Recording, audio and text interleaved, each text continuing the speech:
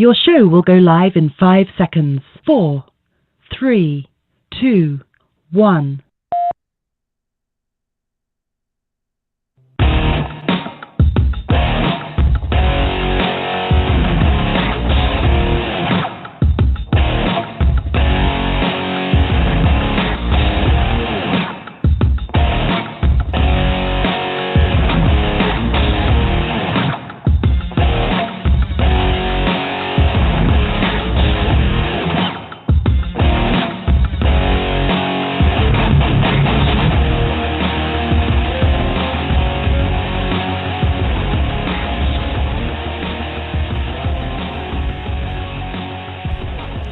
Welcome back to Liberal Dan Radio, talk from the left, that's right. This is your host, Dan Zimmerman, coming at you from New Orleans, Louisiana. I literally was having technical difficulties, and I literally got them solved 5 seconds before the show started. So, assuming everybody can hear me right and it's working right, yeah. I was panicking for the last 5 minutes trying to figure out what the heck was wrong with my computer and why did the newest version of OBS suck. But apparently, I got it done, so huzzah. So remember, if you want to leave comments, ask questions, whatever, you can always do it in the Liberal Dan Radio chat room on YouTube. I usually don't do the chat on Blog Talk Radio anymore, so if you're there, just come on over here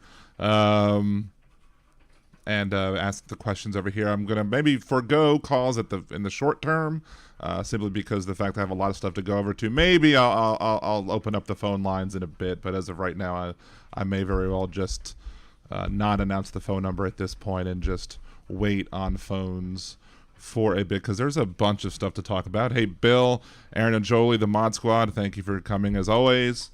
Tucker John's here. The first Liberal Dan Radio patron, Demonox, is here as well.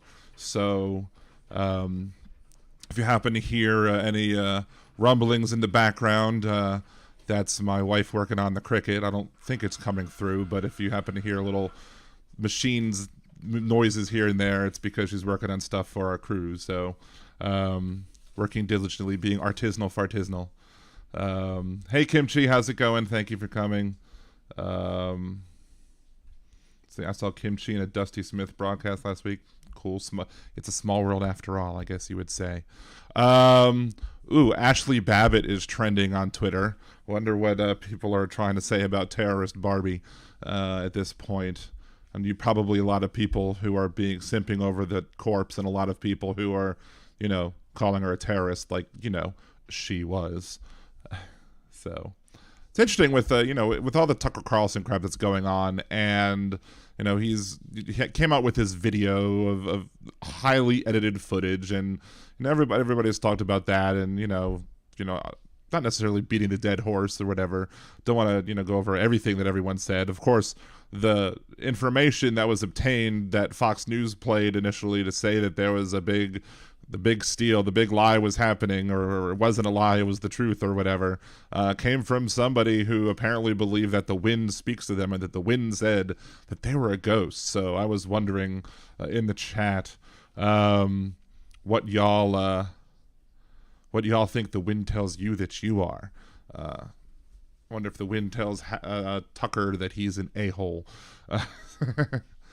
Let's see. Kimchi says, iCraft2, does your wife have a YouTube channel? She doesn't currently. Maybe that's a hint that you'd probably get more followers. You'd probably reach 1,000 before I did. Because, I don't do it enough. You're cuter than me.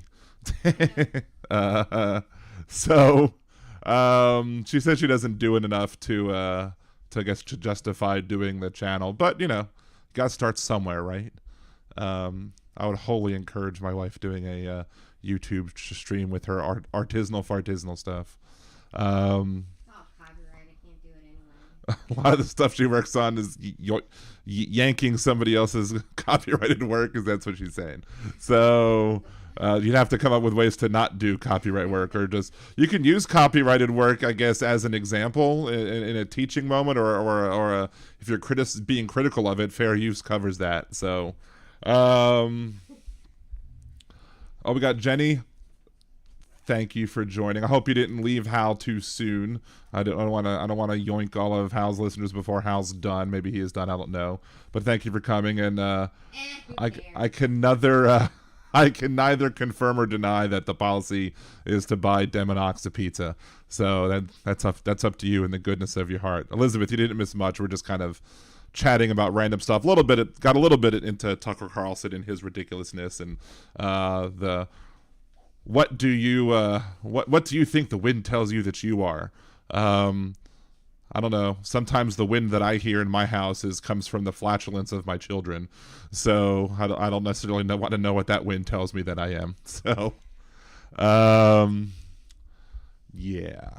So, but of course, all these conservatives are out there, rah-rahing this new Tucker Carlson. See, it proves us right. It shows the police officers letting them in. Well, what my biggest thing, the first thing I thought when I saw there was like a couple of officers who were there who removed the gates and kind of waved some of them in. That to me didn't say, oh, the cops were allowing them to do it. That me was them saying, oh, these cops are in on it.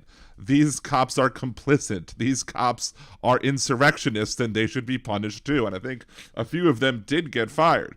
But one of the other things that Donald Trump says that he loves the poorly educated. And one of the reasons he does love the poorly educated because they're not very critical thinkers and they're just going to listen to what other people tell them and not even bother to think for themselves when it comes to certain things, like the fact that, there was just maybe, if a police officer was walking along and guiding along these insurrectionists and domestic terrorists through, certain hallways, it was probably because they were wanting to keep those people away from the other people that they were trying to protect.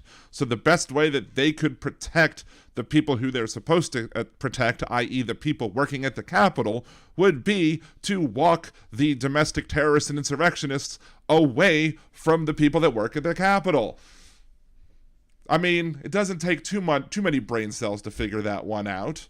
And of course, there's the idea that, and obviously that some of them clearly are insurrectionists, and some of them clearly did support what was going on, but the absence of violence in a highly edited Tucker Carlson video clearly doesn't disprove that violence took place, because violence clearly did take place, and there's many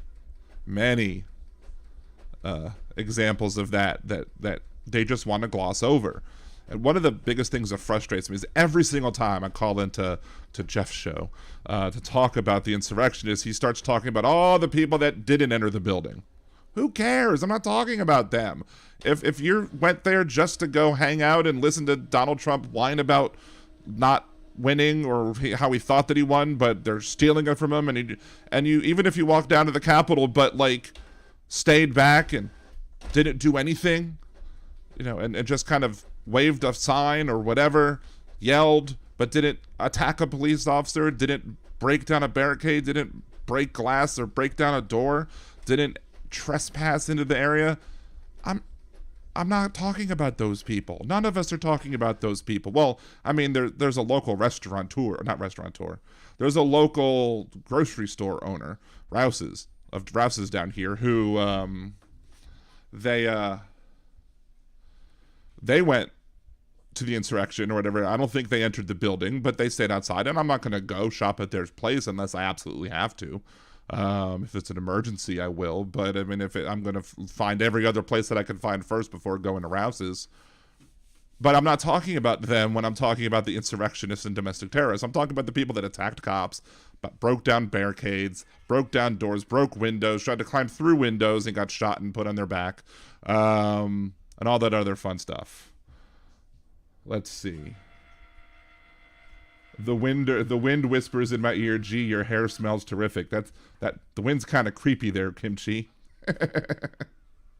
Unless you wanted to whisper that in your ear, then I guess if you've consented for the wind to do that, I suppose. The wind tells me that I'm gonna be monetized by the end of this year. right? That'd be awesome. If you haven't subscribed to Liberal Dan Radio, subscribe to Liberal Dan Radio as well. You can also support the show becoming a Liberal Dan Radio patron, patreon.com/liberaldan or patreon.liberaldan.com, or you can support me monthly that way, or you can individually support me with the Buy Me a Cider button on liberaldan.com, or you can support me via the Venmo as well. What's up, Walt Liquor? How's it going? Cat Cookie, Bill, other Bill. I'm missing anybody? Jason. Thank y'all for joining. Appreciate y'all. Anyway, so like, and one of the other things, like somebody said, well, the police just let him in. I'm like, well, and there was some people who were attacked, but some people were just walking around. I'm like, okay, so if several people broke into my house and then two other people just kind of walked in after him and kind of looked around, would that mean that a lot of people who just followed them in and walked around didn't do anything wrong? No, they still violated the law. They're still illegally in my house. There's my wife's back, everyone. At least she's not walking around naked. But again, they don't understand this stuff because Donald Trump loves the poorly educated. But speaking of Tucker Carlson's video, I was a good host this week, and not only did I come do my 2 bits that I want to do regularly, I got them early enough so they put them on the Patreon, on patreon.com/liberaldan. So if you wanted to hear them early, you could have, but this is this week's Hypocrite of the Week. This week's Hypocrite of the Week is Fox News host Tucker Carlson, who claimed privately to passionately hate former President Donald Trump, but who in public has done everything he could to promote the big lie and pander to Trump's insurrectionist supporters. Why does Tucker hate Trump so much? Did Trump ties not include bow ties? Or is he just like the rest of the Fox News pundits, simply a political hack who will say anything for ratings and a paycheck? To see who next week's Hypocrite of the Week will be, tune in to Liberal Dan Radio. Talk from the left, that's right. Wednesdays at 8 p.m. Central on Liberal Dan Radio on YouTube and blogtalkradio.com/liberaldan. There you go, Hypocrite of the Week. If you want to hear Hypocrites of the Week or get old versions of Hypocrites of the Week that are only available on pay, some of them are uploaded to YouTube, but the ones that I upload to Patreon are not necessarily always uploaded to YouTube either. So if you want to get early access to bits when I have them available early, you can always become a Liberal Dan Radio patron and join that way. What's that? Oh. I was like, I saw something saw something coming through, but I don't know what it was. So the cat that hates me apparently is near me, which is weird. Thank you, Thomas. Appreciate you chipping into the show as well. Let's see. Demonox. Lots of cops are QAnon fans. They saw QAnon shaman wanted to hang with him. Cops are taking selfies with the violent mob. I don't think it was to pacify. Yeah, no. Clearly there were some that were there in support of whatever. But I could see the argument of somebody who was a police officer trying to pretend to be nice and chummy simply to try and distract the people and make sure that they stay away from the people who they're trying to protect. And if that's what they did a good job, because nobody in the Capitol, none of the elected people, I guess. The only people that were assaulted by the mob were police officers, which is not a good thing, but they did their job. Most of them did. Some of them clearly were insurrectionists as well, and again, should be punished and or fired for that. So, Jeff Curry, we ain't supposed to be naked for the show. Be right back. What you do in your house is your business. I even put pants on. Wow, she even put pants on. That's adulting right there. So, oh God, P-dubs, are we supposed to be wearing clothing? Liberal Dan Radio in the nude. I was thinking about the idea of doing more like shows that might not be suitable for younger folks, that might talk about more deep, like sexual health type episodes where you might be covering topics that you don't want necessarily kids to hear. I mean, I have no problem with kids learning about sexual health, but I always talked about, having the series Sex with Liberal Dan or something where we talk about topics of, sexuality and stuff like that, and talking, with the host of The Most Nimbus Yosh with the smooth sounds of the Percy podcast, because he has an interest in doing that.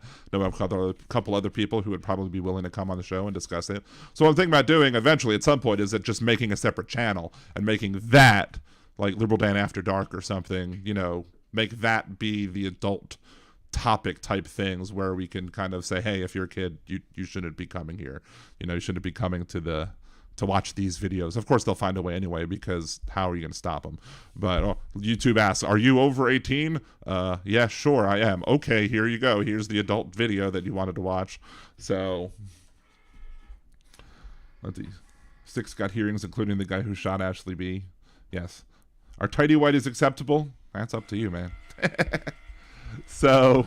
I can put some D's nuts on them. Yes, my wife has her Cricut that she's working on there, and she made me and my boys boxers that have a squirrel right by the junk holding up, and it says these nuts. So very cute. I like them. So commando is also an option. You could also go commando. Some might say Pixar didn't happen, but I would never say that. Okay, so what else we got going on? Let's talk about the Walgreens thing for a second. California's cutting off its contract with Walgreens, like a multi-million-dollar contract, because of what it said. It released a letter. So 20 attorneys general wrote a letter complaining to the FDA, complaining that they did not believe that the FDA had the authority to allow the abortion bill, mifepristone. Can you shut up, Thomas, please? Go put it in the other room. I'm doing a podcast, Thomas. Walls don't talk. It's bedtime almost. It should be bedtime. So, what happened with that? Anyway, so 20 attorneys general write to the FDA or complaining that they don't think that the FDA has the authority to basically wholesale say that the abortion pill, mifepristone, which is not the same thing as the morning after pill or Plan B. A lot of people, unfortunately, get those things confused. But we're talking about the mifepristone here, the first pill in a series that you take if you're trying to do a medicinal type of abortion. So these 20 attorneys general wrote this letter. In response, Walgreens wrote those attorneys general back saying that we're not going to sell the mifepristone in your states, which is, there are 12 states currently that ban abortion from the point of implantation or conception. Louisiana words it implantation simply because they wanted to make sure that you could take the morning after pill, even though there's no evidence that the morning after pill stops implantation. That's an old belief that has no evidence to back it up. So in Louisiana, Walgreens would be prevented from selling mifepristone. It would not be able to sell the abortion pill in Louisiana. So I'm not going to blame Walgreens for failing to sell something that they cannot legally sell in the first place. So, and that's 12 states. But there's 20 states that they wrote a letter to. I'm thinking it's a possibility. Now, I don't want to I'm not trying to, simp for Walgreens or whatever. I'm trying to think about why they might have done what they did. They might have just wrote this blanket letter in response to these attorneys general who wrote this, thinking that, okay, maybe these are all the states that where it's illegal to have an abortion, and as such, we couldn't legally sell them in your states anyway. So maybe they did that and not realizing that 8 of those attorneys general represent states that do have legal abortions taking place. And maybe they'll do a mea culpa. I don't know. If they don't, then screw them. But at the moment, the letter that they wrote to these attorneys general doesn't change anything, because currently I don't think there's any retail pharmacy that currently sells the abortion pill at all. Now, Walgreens there was the change that took place after the ruling, after Dobbs v. Jackson, that they added, I guess, a regulation in the FDA that basically would allow for retail pharmacies to dispense the abortion pill, because previously abortion pills could only be dispensed from, I guess, the doctor. So you would not be able to just go into get it prescribed to you, go into a retail pharmacy and purchase it, or get it purchased on the internet. No retail pharmacy would be able to was able to do this until the FDA changed the rules, which is why the 20 attorneys general vehemently disagree with the FDA's decision there. So, but Walgreens is going through the steps, and I'm sure others as well are going through the steps to try and make sure that they can dispense the abortion pills in states where it's legal to do so. So that's my thing. If I'm not going to blame Walgreens for not selling abortion pills in states where it's illegal to sell the abortion pill. I'm going to blame Republican legislatures and conservative Democrats who, like John Bel Edwards, who signed our very restrictive from day one, no abortions unless there's immediate life-threatening threats to the mother or to the parent, to the individual who's pregnant. It's very, very, very restrictive. Much more restrictive than some of the other states that have Republican governors. But yeah, I'm not going to blame Walgreens for that. But if Walgreens goes ahead and says we're not going to sell these pills in states where abortion is legal because of pressure put on them by that state's attorney general, then yes, I'm going to have a big problem with Walgreens, and I will move as many prescriptions as I can from Walgreens to another retail pharmacy, simply because of the fact that I don't want to give money to people who are going to cave in like that. Elizabeth, during the civil rights movement, Walgreens maintained whites-only ice cream counters. Yeah, I mean, there was lots of problematic things back then. I mean, but I don't know. Like my grandparents, even though they were in Germany for the Holocaust, my grandparents would never buy a Volkswagen because Volkswagen came from Germany. So, let's see. Boo. Let's get to some of the comments on that. Jenny Glasgow, I can't believe that banning abortion is even being considered in this day and age. Unfortunately, I can, because, I mean, I live here in Louisiana. I hear the people talking about it on Louisiana Talk Radio. I see the bills that are being they try to pass. It's not anything shocking to me. It shouldn't happen. My position is I'm 100% for abortion on demand. It should not be government's ability. Government should not have the authority to get in between the doctor-patient relationship, except for things like that they could do on any hospital or clinic where, like, cleanliness standards and stuff like that. If you want to put in, standards where it has to be safe to perform the procedures, absolutely, that's fine. But I don't believe in any weak limits or whatever. I mean, 99.5% of all abortions take place prior to week 21. So the only abortions that are taking place after week 21 are abortions that are not by choice, but they're ones that are forced on them because of fetal health issues or because of health issues to the person who is pregnant. And, to me, it is immoral to force somebody who is pregnant to gestate to term if for many reasons. It's immoral to force anybody to gestate, period. But I can't understand the mindset of somebody who would say, you have to die for this pregnancy. You have to risk death for this pregnancy. Or you have a pregnancy where the fetus is not going to survive, or the fetus is going to die almost immediately after birth because the fetus wouldn't be able to handle life outside of the womb. And to force that person to continue to gestate for however many months simply because you think your Bible tells you it's problematic, well, I have a big problem with that. And your Bible shouldn't get to dictate what other people get to do.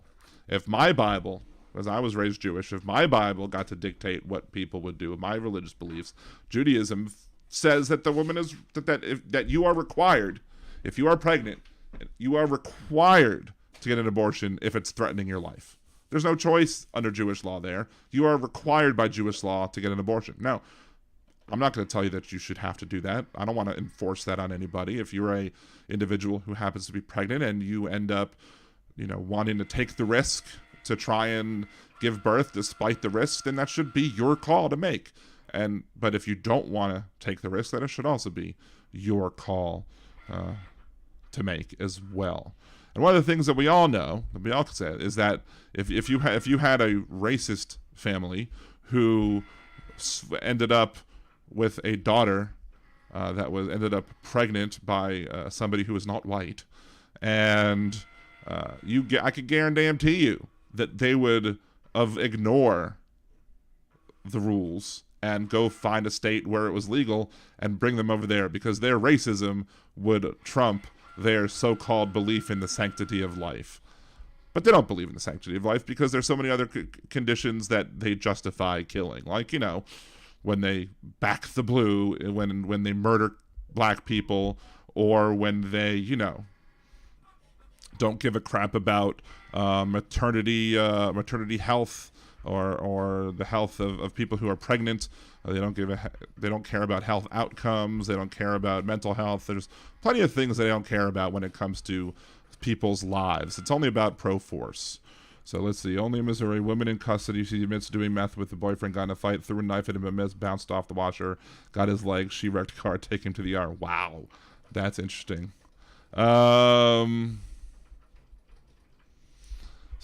So that's my deal with Walgreens.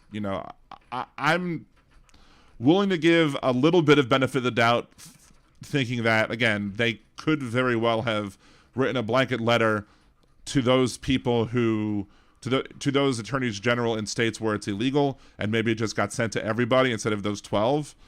We'll see. We'll see what they do. I'm willing to give them a little bit more time before making a move on my prescriptions, but they're on thin ice. We'll just put it that way. So,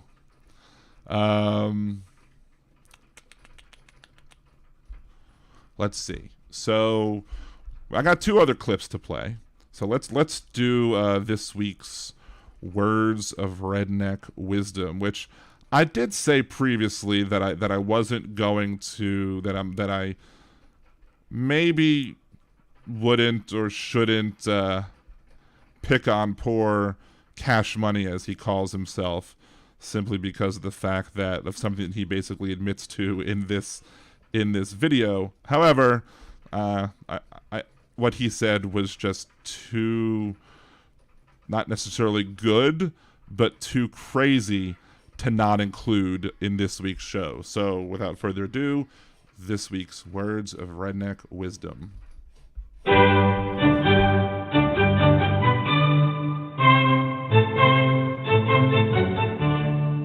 And now, Words of Redneck Wisdom, brought to you by Liberal Dan Radio.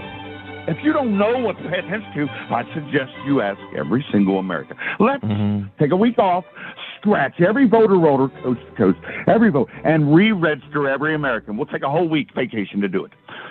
And when we do that, we're going to register their electronic devices that we've learned to live with. But I want to hear what they actually got to say instantaneously. I want the American public to be able to view it as it's happening. Put it on Take Over PBS and put it on every station 24 hours a day. Yeah. I don't want to hear the garbage. I'm tired of the. We are smarter than this. When I was 7 years old, I was born on heroin. They called me an idiot. They called me a moron. I quit taking their drugs, and I woke up. And ain't nobody paying attention, and nobody wants to hear me. And you know what they do to me? They just label me, sit me in a corner. There is no accountability. I told you J.D. Vance was a rhino. He ain't returning my call. Cash Money wants to speak to the whole world. Put me on stage and act like I'm afraid. I know what to say because it's the truth. And my thumb is on the pulse of what the response we're actually going to get. Let's just ask them. Ask them all. Because that is the solution. Yeah. You act like we're moron idiots and we're not paying attention and we're stupid. And this concludes Words of Redneck Wisdom, brought to you by Liberal Dan Radio. Talk from the left, that's right. Now, I mean, he's on this kick forever. I mean, he previously believed that we should seize Facebook from Zuckerberg and use Facebook as a tool for Americans to let their voice be known or whatever. Now he wants to deregister everybody and spend a week registering everybody. Complete waste of time. Because everybody needs to hear what he has to say. He's mad that J.D. Vance won't call him back as if he's somebody special. He's special, all right, but that in a completely different way. But yeah, I mean, he was born addicted to heroin, which kind of explains some things, I suppose. But I mean, just this is the loonies that we have to deal with. I mean, this guy is kookier than some of the other ones that we've had calling in. So, but then there's the other one who a lot of people think sounds like Ficus. There's a long version that I'm going to play for you now, but there's a short version that, actually, before I go to that one, what I found was interesting was that Jeff, and if you've watched Hal's show regularly, he did give a critique of one of Jeff Crouer's videos that he made. Jeff, the host, very conservative guy, just if you hear him, he just sitting there going, yeah, yeah, like, just let's get this over with. Come on, let's go. And just, yeah, not wanting to, not necessarily wanting to agree with what he was saying, but letting him, just continue talking, so to speak, with his little crazy diatribe. So, let's see. So this guy, Cowboy, or Leon from South Carolina, he calls in and he has this big long rant about people crossing the border and all this other stuff or whatever, and it ends like it ends. I think it ended in Jeff cut him off. You'll hear why Jeff cut him off. If you're too extreme for Jeff, that's a problem. Now, America has survived everything coming and going, but we're not going to survive this. What's coming over that border? They've set out to destroy America in this way, and they're doing it little by little by little. In Mingo County, West Virginia, back in the late 20s, when the Scotch Irish said they're going on strike because of the coal mine, in the coal mines, and they brought in some woman that stirred everybody up. Then Rockefeller told them, look, you go on strike, we're going to send out the National Guard, and we're going to round you up, and we're going to put you on whatever transportation that there is, and you're going back to your country of origin. And you can't. And I've said this before, and I'm going to say it again. Mm-hmm. I do not advocate what Hitler did, but they managed. Let me say this: we're up against it, my friend. I appreciate the call, but we got to go to the news.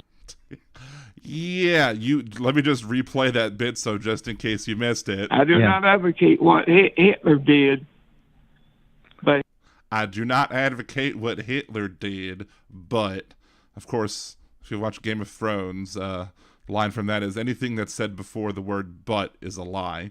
So, but yeah, I mean, for Jeff went quickly to the let's go to the break right now because I don't want to have you complete that sentence of I don't agree with what Hitler did, but. Now, curious me really would have liked to have heard what that end of the sentence would have been, because I think it's good that everybody should know what all of these listeners believe. Maybe he should have the guts to listen to exactly what it is that his listeners, his regular listeners and regular callers like to say. But holy crap, when I heard that one, I was like, I'm going to have to isolate that one and play it a lot when the crazies call, because, oh my God, ridiculous. Leon, no women, no kids. And Leon, this guy Cowboy, was just like, one time, like, he was basically like, I know a situation where the parents were having incest with the kids and they were getting pregnant, and I think they should have been able to abort. And I was like, well, holy crap, you're making an exception for your abortion bans? What the hell? Of course, I'm not surprised that he happened to know a couple that happen to be knowing people who are having incestuous rape with their children. You could kind of that's the kind of things where you hear him talk and you're like, yeah, I'm not surprised about that any bit whatsoever. Jenny Glassway was probably going to say send me the gas chamber. I tried to listen because he kind of mumbled. Jeff talked over him and he kind of mumbled a little bit. I think he said something about 6. If he said something about 6 million, I'd be like, holy, what? Just ridiculous. But yeah, I'm going to keep that one towards the top of my list to play, along with, I should have played this one as well. About, when he said that, but it's really farther down. My favorite line from Cash Money. We don't care about evidence. Oh, they don't care about evidence. We don't care about evidence. Nope. So not one bit of evidence that they care about. So yeah, but hey, you should be proud of me. I got bits made for this show. I actually went ahead and did the bits. So wow. I mean, like, there are some times where I'm listening to the show and I'm driving and I'm just like, maybe I shouldn't be listening to this while I'm driving, because I'm either going to get really mad at these idiots or I'm going to just be shocked and like miss a turn because something they say is going to be more mind-numbingly stupid than it was the last time. Let's see. I was in the other room. That did sound like Ficus. So yeah, he's got some listeners from all over the country. I wouldn't necessarily say the cream of the crop, so to speak, but some other part of the crop, I guess. Tennessee. Let's go to Tennessee. Well, let's not go to Tennessee because Tennessee sucks right now. But let's go to some laws in Tennessee. We have the hello, Jackie. We got the enacted by the General Assembly of the State of Tennessee. This is the anti-drag law. An adult cabaret performance means a performance in a location other than an adult cabaret that features topless dancers, go-go dancers, exotic dancers, strippers, male or female impersonators who provide entertainment that appeals. Would it be entertainment that appeals or entertainment that, I guess entertainment that appeals to a prurient interest, or similar entertainers, regardless of whether or not performed for consideration. So I guess whether or not they're paid, but that's vague enough to where it basically says, we feel that this is a violation of the law, so we're going to throw it in there. So A, way too vague. B, so Tennessee Code annotated, amended by adding the following new subsection. It is an offense for a person to engage in an adult cabaret performance, A, on public property, or B, in a location where the adult cabaret performance could be viewed by a person who is not an adult. Notwithstanding this subsection expressly preempts an ordinance, regulation, restriction, or license that was lawfully adopted or issued by the political subdivision prior to the effective date that is in conflict with this, and prevents or preempts a political subdivision from enacting and enforcing in the future other ordinances, regulations, restrictions, or licenses that are in conflict with this subsection. The first offense for a violation of this subdivision is a Class A misdemeanor. Second or subsequent is a Class E felony. This act takes place July 1st, 2023, the public welfare requiring it, and applies to prohibited conduct occurring on or after that date. So yeah, so basically, if you're a male impersonator, and if somebody happens to think that it's, or female impersonator, somebody does drag or whatever, and you happen to be in a place that, happen to has kids, and somebody claims that it's prurient, then guess what? You could go to jail. You could go to prison simply because of the fact that,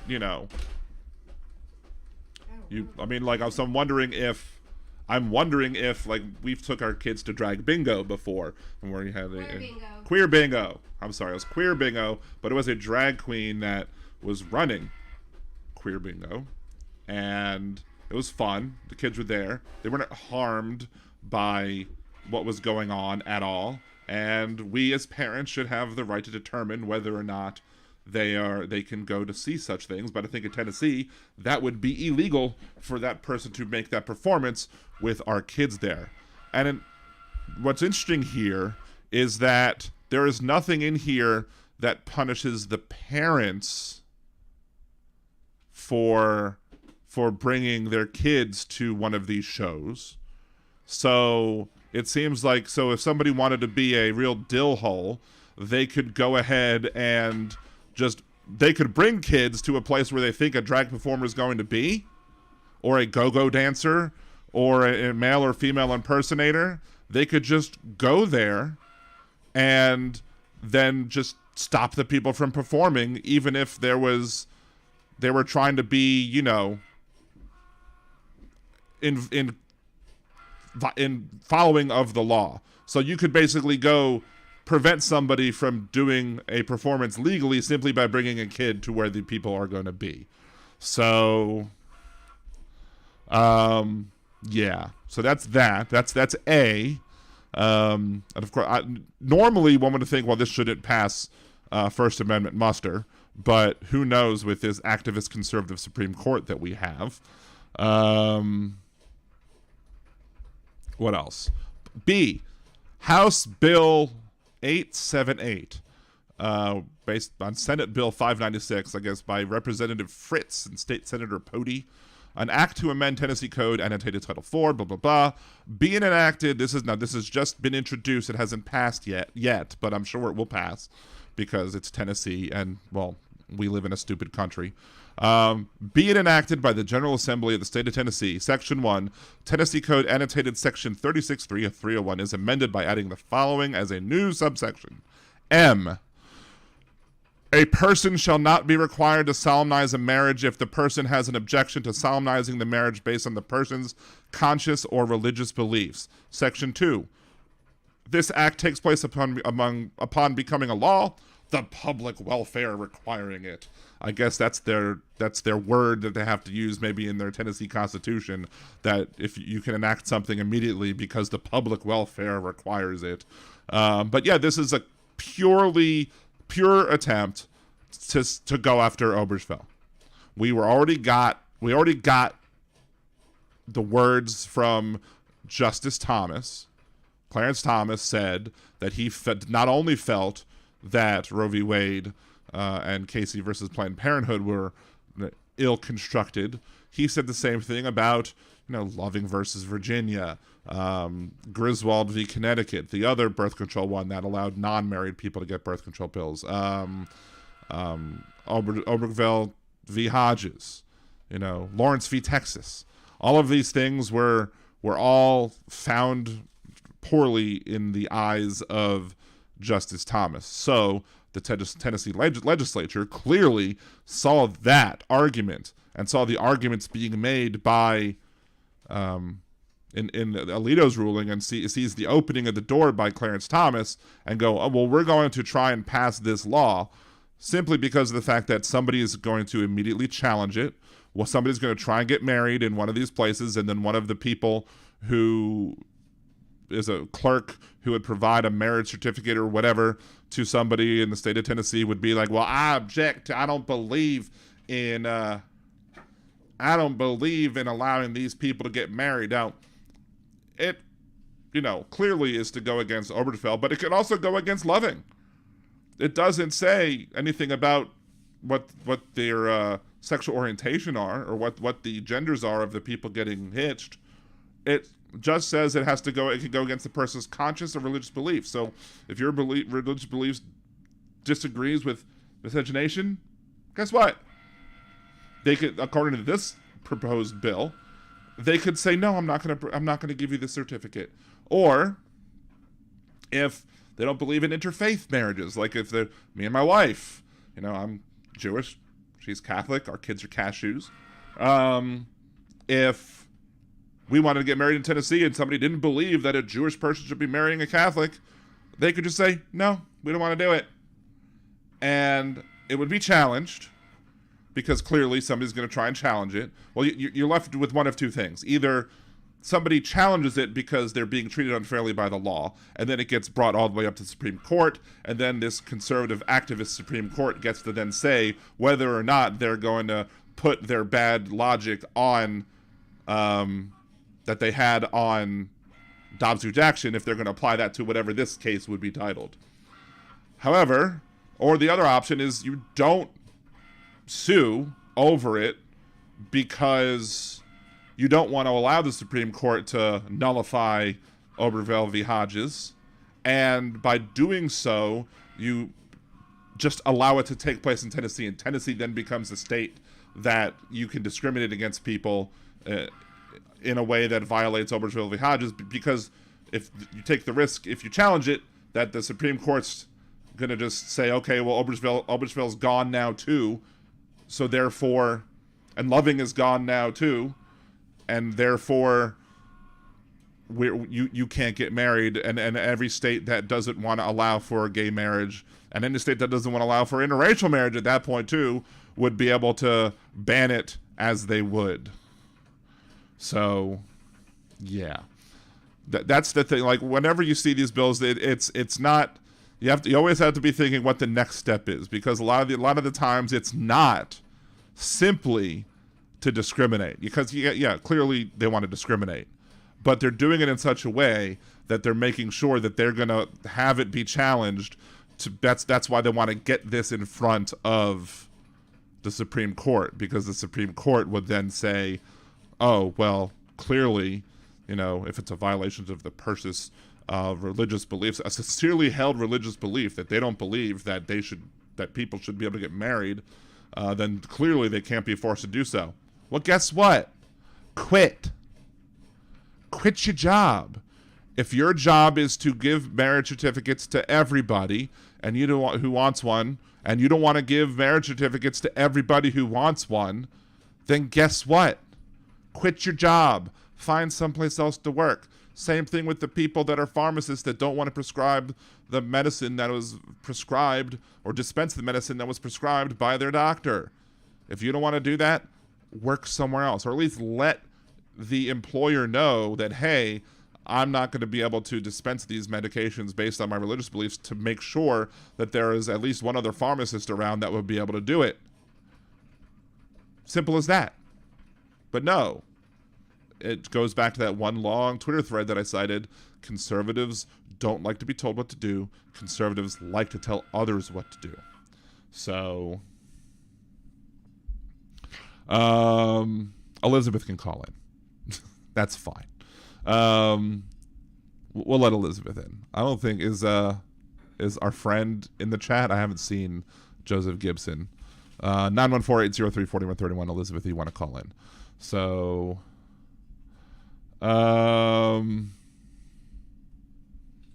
anyway, so that's the Tennessee law. That's the threat that's being faced, and I'm sure whenever the ruling comes, we'll if that becomes a law and it's challenged, I'm sure as soon as the ruling gets released, I'll do a live response to it that day. We'll read it together and we'll go over it. Just like I think sometime in June is when we expect the ruling over student loans to take place. And yeah, like, again, Hypocrite of the Week last week, Roberts. It was Roberts. Let's see. Let's play last week's real quick. This week's Hypocrite of the Week is Chief Justice John Roberts, who, in questioning the attorneys in the case over student loan forgiveness, he brought up the amount of money that it would cost, as if that's relevant to the conversation at all. The conversation is if the law allows it to happen, total spent shouldn't matter. Of course, for all federally held student loans, the money was already spent, so there would be no additional expenditures to forgive those loans. I thought conservatives were textualists. I guess they are, only until they're not. To see who next week's Hypocrite of the Week will be, tune in to Liberal Dan Radio. Talk from the left, that's right. Wednesdays, 8 p.m. Central on Liberal Dan Radio on YouTube and blogtalkradio.com/LiberalDan. So, yeah. Whenever that ruling comes out, we're going to see whether or not the amount of money comes into play, and then we'll roast Chief Justice Roberts and any other conservative justice who agrees that the amount of money forgiven is in any way relevant to whether or not the president has the authority to do so, to take these actions, and we will, because I'm fully anticipating this activist conservative Supreme Court to say, no, President Biden can't do this, and therefore put people on the hook for more money owed. So I think this should be Elizabeth. Is that you, Elizabeth? Yeah. Can you hear me? Yes, I can hear you. How are you tonight? I'm fine, thank you. I was going to go back to real quickly, if you wouldn't mind, the abortion things, the precedent. The problem with that was that all of that precedent, from Buck v. Bell through Griswold, all of that was actually thrown out. It mattered not to this Supreme Court, and that's the biggest danger, frankly. Right. Because that used to hold everything together, so we cannot even rely any of their future decisions on precedent at this point. Right. Well, one of the most important things, the most repeated things that I said during both the show that I did when the ruling was leaked and when the ruling was ultimately released, giving us the concurrences and the people who disagree with it. One of the things that was most said by Alito is that the Constitution doesn't list any sort of right to an abortion, so therefore it's not protected. And of course, as I put up on the screen, as I always do, the Ninth Amendment clearly states the enumeration in the Constitution of certain rights shall not be construed to deny or spare to others retained by the people. And that's because, these people, they said that they would support stare decisis when they were in their hearings, and of course they did not tell the truth about that. They did not support stare decisis. I mean, Roberts had for a while, but in this case even in this case he kind of did, because it was 5-4 to just completely overturn it. It was 6-3 to uphold the Mississippi law as kind of tweaking Roe, but it was really 5-4 to overturn Roe, because now this puts Roberts in a pickle, because now what stare decisis does he now support? It's ridiculous. But yeah, there's so much judicial precedent that was overtly overturned, or just basically it will be overturned because we see the writing on the wall. The writing on the wall is clear. They don't agree with all of the logic that was used to give us all of the other precedents that you correctly listed. Yet they continue with the originalist doctrine as if the Constitution was not designed to change. Right. And that is just that is the worst thing that darned Scalia ever did, was introduce that theory. I think he eroded the Supreme Court. It's always had its ups and downs, but it was like a fundamental strike at the heart of it, in my estimation. I mean, in my humble opinion, I should say. When he did that, because the originalist doctrine suggested only, landed white males could vote, if you want to go there. And frankly, the original doctrine didn't have the first 10 changes, the first 10 amendments. Right. So it's a bogus argument. It's all bogus because they're bought and paid for, clearly. But that's just my, I wanted to jump in and tell you that. I'll let somebody else get in. No, I agree with you. I made an exception for you. I'm still not necessarily going to take a whole bunch of calls at this point, but, I'll make an exception for you, Elizabeth. Thank you for calling in. Appreciate you. You can always feel free to call in. I welcome your calls anytime. Thank you so much, All right, bye. Okay, bye, so Gibson Media says abortion is murder no matter how you feel. Murder technically is illegal killing. So if abortion is legal, then it's not murder. And no abortion law in this country punishes abortion as if it was murder. So, and to me, I would hope that they would actually be honest with themselves and say, look, we're going to punish abortion like we're going to punish all other murder if you believe that abortion is murder. But they know that the stomach is not there to do it, so they're not going to punish it like murder. So no, there is no state in the union where abortion is considered to be murder. There's no circumstance where, it can be punished as if it's murder. So no, abortion is not murder. And that is often a religious belief, because a lot of people believe that the point of ensoulment takes place at the point of conception. Of course, other religions like Judaism doesn't believe that, which is weird that Judaism would say that ensoulment is not taking place until, I think, the birth, when the first breath is taken, versus the Christian belief, the Catholic belief, or probably all of Christianity belief, in that it starts at conception. So anyway, you can believe it's murder if you want to, Gibson. If you think that it's a horrible thing to do, then don't get one. As simple as that. But don't tell other people what they can or cannot do with their bodies, because, autonomy is very important. And somehow it goes out the window when it comes to sex and abortion and pregnancy with conservatives who would often, tell you, oh, well, my body, my choice when it came to the masks and the freaking vaccine. And of course, we're still not forcing anybody to take vaccines. You still are able to go without. And fortunately, enough of us are vaccinated to where, many of us are protected from the people who choose to continue to be plague rats. But Gibson Media, in God's eyes, it's murder. Not according to the God that I was raised under. Sorry. I mean, people will state the lie that is Judeo-Christian. There's no such thing as Judeo-Christian, although supposedly we supposedly believe in the same God, supposedly, but Judaism's God does not view it as murder. Judaism assigns, if two people, under the Jewish law, if two people fight and one of them strikes someone who happens to be pregnant and causes a miscarriage, there is a financial penalty that will be assessed to the person who struck the individual who is pregnant. However, if there is harm done to the pregnant person themselves, then that harm is punished an eye for an eye. So, if you could clearly that the fetus and embryo is not considered to be an abortion, and there's also the case in the Bible where how do you test if your spouse was unfaithful to you? Well, you give them this mixture and concoction, and if it causes an abortion, then clearly your spouse cheated on you, and as such, you can, I guess, get a divorce or whatever. So the Bible literally uses abortion as a way to a means to test fidelity. I don't think it's very a smart way to do it, because what if the person just didn't want to be married and it happens to be their child? Like, it doesn't seem to be very scientific, but then again, this is the Bible we're talking about. We're not talking about science.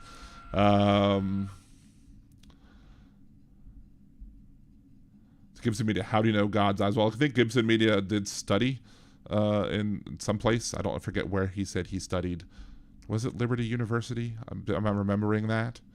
Demonox, the fetus is not a person, therefore not murder.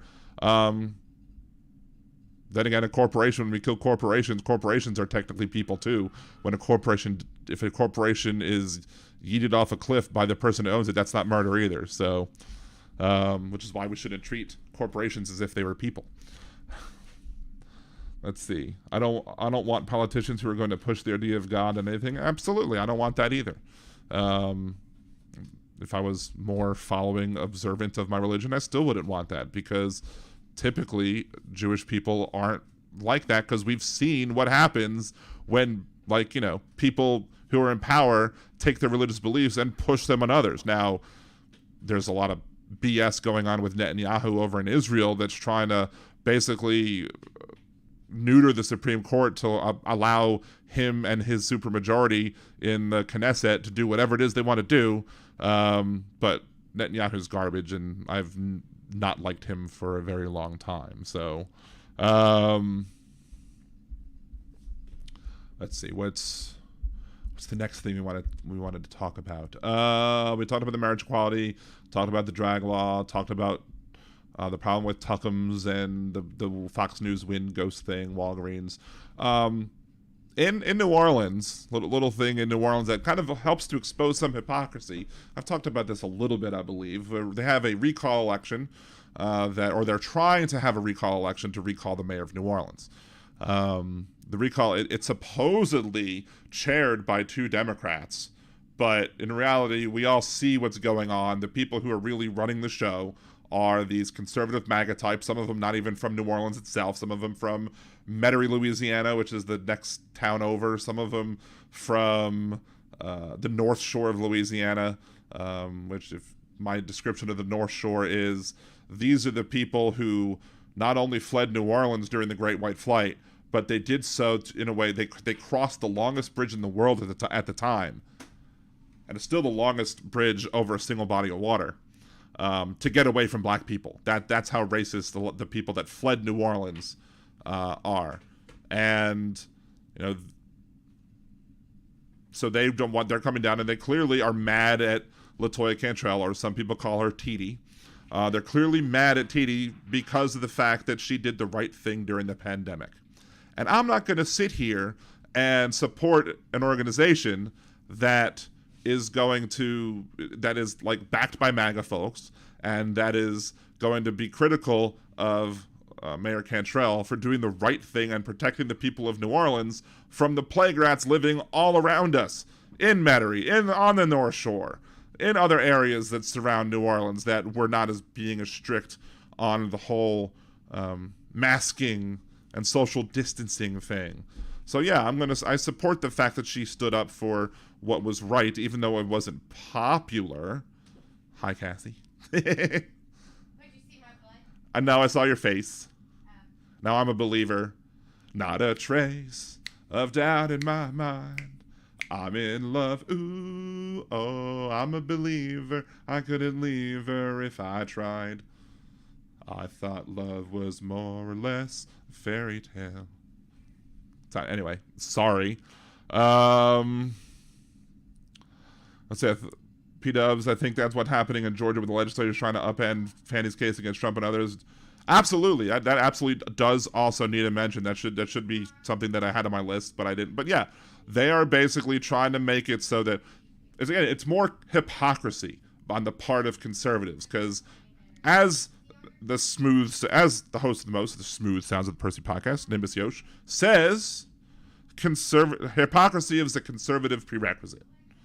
You have to be a hypocrite to support conservatism, because these people will say that they think small government is the best, and government is best when it's done at the local level.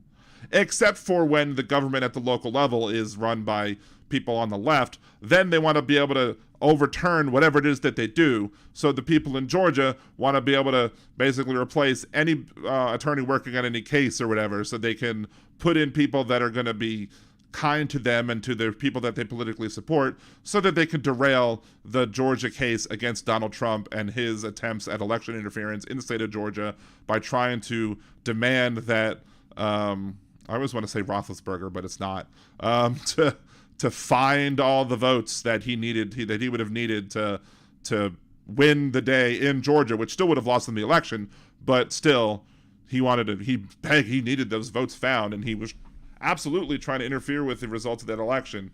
Yet the conservatives in the legislature are going to try their best to protect Herr Donald from any sort of repercussions for any of his actions, as wrong as they might be. What they don't realize, though, is that if Donald Trump is really trying to be the next Hitler, that he would then needs to go to jail. Like, he needs to go to prison. If he's going to be the next Hitler, he has to go to prison in order to continue on and following in old Adolf's footsteps. So, let's see. West Webb, my dad never pledged Mason. Wait, I'm missing it. No matter what house, preacher was supposed to be a Mason. I grew up in Mason County, Illinois. Oh God, Jeff, do you know with a pervert across the road? He was humping the chicken. Is that joke? The kitchen is the dirtiest animal because it eats with his pecker. Hilarious. Bicycle Mike, New Orleans is one screwed up city. Yes, we are a very screwed up city. We have definitely problems, and I don't agree with everything that Mayor Cantrell has said or done. But they didn't run anybody worth a damn against her to challenge her in her second term, so she clearly, got in, like with 60% of the vote, even though there wasn't a lot of people that voted. But clearly, they failed to find anybody who could have challenged her at all. But here's the thing with this whole Mayor Cantrell recall, and one of the reasons I bring it up, because it's not necessarily a national issue, but it just exposes hypocrisy. There was a situation where the city sent out a mailer, like a trifold type mailer, explaining all of the things that Mayor Cantrell has done for the city since, becoming mayor in the first place. And people cried foul. They're like, oh, this is against the law. You shouldn't be able to use public funds to counteract political activity. Really? So fine. I would take people seriously on this issue and this claim that, now look, I wouldn't want her to spend that money on that ad. I think it should have come from a campaign fund and not from city funds. But these people who are criticizing the mayor for mailing those out to like 130,000 or whatever, maybe 105,000 voters, or households with active voters in the city, never said a peep. When the only time when I was in this Louisiana's first congressional district, I'm currently in the second, when I lived in the first congressional district, and I ran for that seat, but then Bobby Jindal won, and he was the congressperson for a term and a half. The only time I ever got a letter from his office to let us know what was going on was when he wanted to let us all know about all the wonderful things he was doing in the House of Representatives while he was running for governor. He used federal funds to talk all about the things that he was doing in Congress, just to notify the people in his district about all the wonderful things that he was doing as governor. He might have even mailed it to people outside the district, I don't know. But he was letting them all know all of the wonderful things he did. Did anybody complain when Bobby Jindal did? Well, I complained. But did anybody else complain, make a stink that Bobby Jindal was using public funds to run campaign type stuff, even though it wasn't officially a campaign flyer because it was an informational flyer? No, nobody said anything about that. But A, he's a man, and B, he's not black. So they're not going to criticize him for any. He's a Republican in a conservative state. Harry Lee, a Democrat in Jefferson Parish, but very conservative Democrat. Republicans, probably one of the last Democrats in the New Orleans area that Republicans liked, because during Hurricane Katrina, he closed a bridge to prevent black people from crossing into a white neighborhood. That's how good old racist Harry Lee was. He was a good old boy, and it was terrible. He was a horrible person. I mean, you're not supposed to speak ill of the dead or whatever. But the only time I ever saw Harry Lee run a commercial about the Jefferson Parish Sheriff's Department was when? During an election season. I remember it was January-ish, or maybe a little bit later, of 2006, because I remember where I saw the ad, because I was in my apartment on the first floor when I lived in the apartment before I moved into this house. And he was running for re-election to be sheriff again. And all of a sudden, here comes the ads. Here comes the ads advertising about how great it is to be at Jefferson Parish, all the benefits, all the great things that the Jefferson Parish Sheriff's Department does for the people who live in Jefferson Parish. And who's front and center in all these ads? Harry Lee. Did anybody complain that Harry Lee was using public funds that was meant to be used for public safety to advertise for how wonderful the JPSO is in the middle of his campaign? No, of course not, because he's not black and he's not a woman. And he was loved by conservatives. So no one's going to say a peep about that. But now Cantrell does it. She spends public funds informing people who are her citizens about the good things that she's done as mayor. In the middle, there's no actual election going on right now. It's just an attempt to get signatures for recalls. We don't know if there's enough signatures to actually have a recall yet or not. But because she was using these public funds in the middle of the recall effort to try and advertise, how all the wonderful things she did for the city, now they care. Why? Because she's black and because she's a woman. No other answer I can think of. Because if they cared about the integrity of the use of public funds when it comes to those types of things, they would have called out Jindal, they would have called out Harry Lee, and they would call out everybody else who does the same exact thing. But they're not, because it's a good old boy network, and LaToya Cantrell's a black woman. So no. It's one of the reasons why I'm not getting behind this thing. I mean, I don't know if I would have, even if it came from people who I didn't think have ulterior motives, I still don't think I would have signed it, because, I voted for it twice. There's no other better option. Give me a better option. Run somebody better, and I'll vote for somebody better. But these conservatives are not going to pick anybody that's better, in my mind, because they're just going to pick clowns who would have, not taken COVID seriously, who would have allowed people to get together and have fun and spread the virus like crazy and, irresponsible BS like that. So... Oh, Daily News. Well, first of all, welcome. Thank you for joining us, and shout out to your lovely wife. I'm glad to hear that she is doing better. She's y'all have always been nice. She's always been an interesting person to talk to. So, what do I think? I did talk about the Tucker Carlson thing earlier, so you could always rewind and listen. And yes, I absolutely can say that it was an insurrection, spelled wrong. You spelled it like erection. Anyway, but yes, that you cannot take selectively picked peaceful videos and claim that no violence took place. It was clearly an insurrection. The people that were all there were there to stop a legitimate government action from taking place. They wanted to stop the counting of the electoral certification of the electoral college votes to make sure that we could have an incoming president on the January 20th. And lots of people committed violence. And the reason that the cops were, again, there was plenty of reasons for the cops to be walking around with him. A, they could have been complicit. B, they could have been guiding the people away from the people who they were supposed to protect because they were overwhelmed. They couldn't handle a direct assault on the people attacking the Capitol. So what they did instead is they guided the people who were insurrectionists, who were potentially going to harm the people in the chambers, away from the individuals who were trying to flee.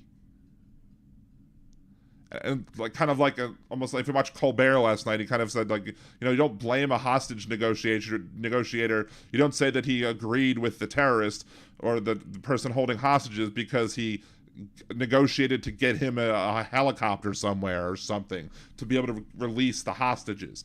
You don't, that just because the cops are doing what they need to do to try and keep it as peaceful and safe as possible, it doesn't mean that they're allowing this to go on. It's still an insurrection. It was still an attempt to stop a legitimate action of government taking place. It was an attempt of sedition to try and install Donald Trump as president, even though he was not elected president or not re-elected president. So, I mean, I don't know how you can view all of the videos that are out there, and maybe one day I'll have to go over all of the videos that are out there showing, I'd love to sit down with a conservative who thinks that it wasn't an insurrection, thinks that it was just tourists going around the Capitol, and say, okay, these people who are all working together as one to topple a barricade, at what point in these group of people would you say that they're not criminals?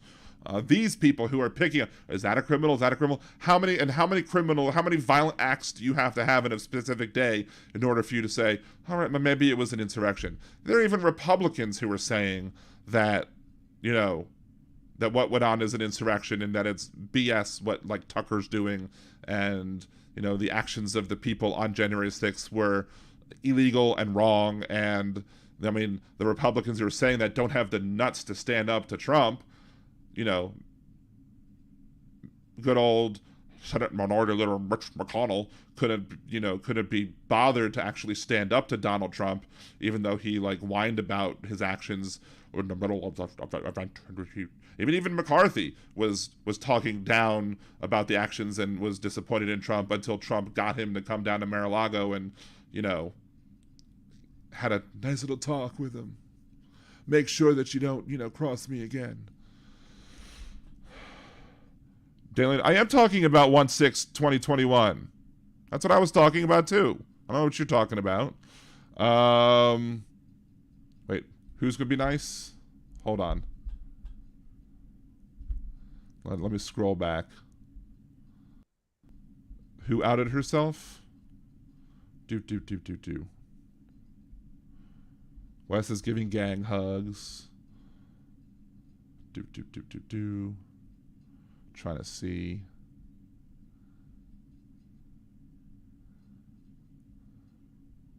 Oh, picking on him for not being able to spell insurrection. Yeah. I mean, I noticed the erection part of it, but, you know, hey.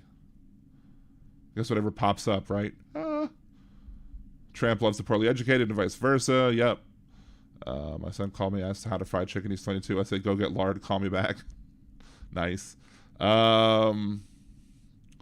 Libs are sexy. Trolls are Joel. Absolutely. I'm too sexy for the show. Yes, and it was a failed coup, as Bill Deacon says. Well, it's both. It's an insurrection, sedition, and a failed coup.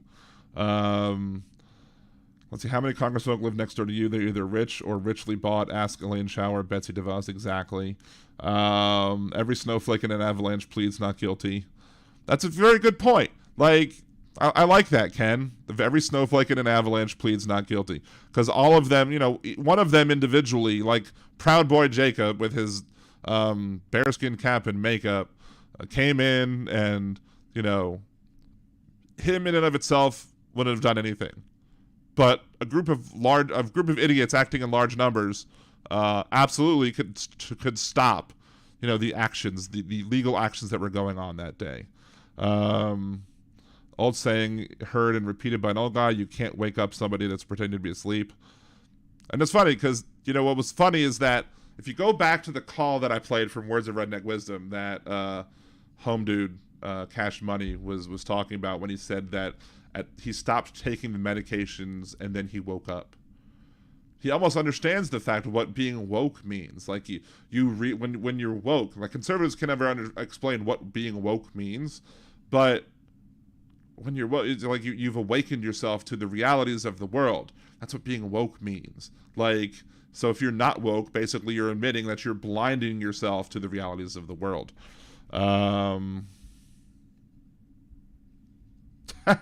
Slaughterhouse, yeah, the slaughterhouse. Maybe because we were talking about Nazis earlier, Kimchi. That's why maybe that's where the German spelling came in.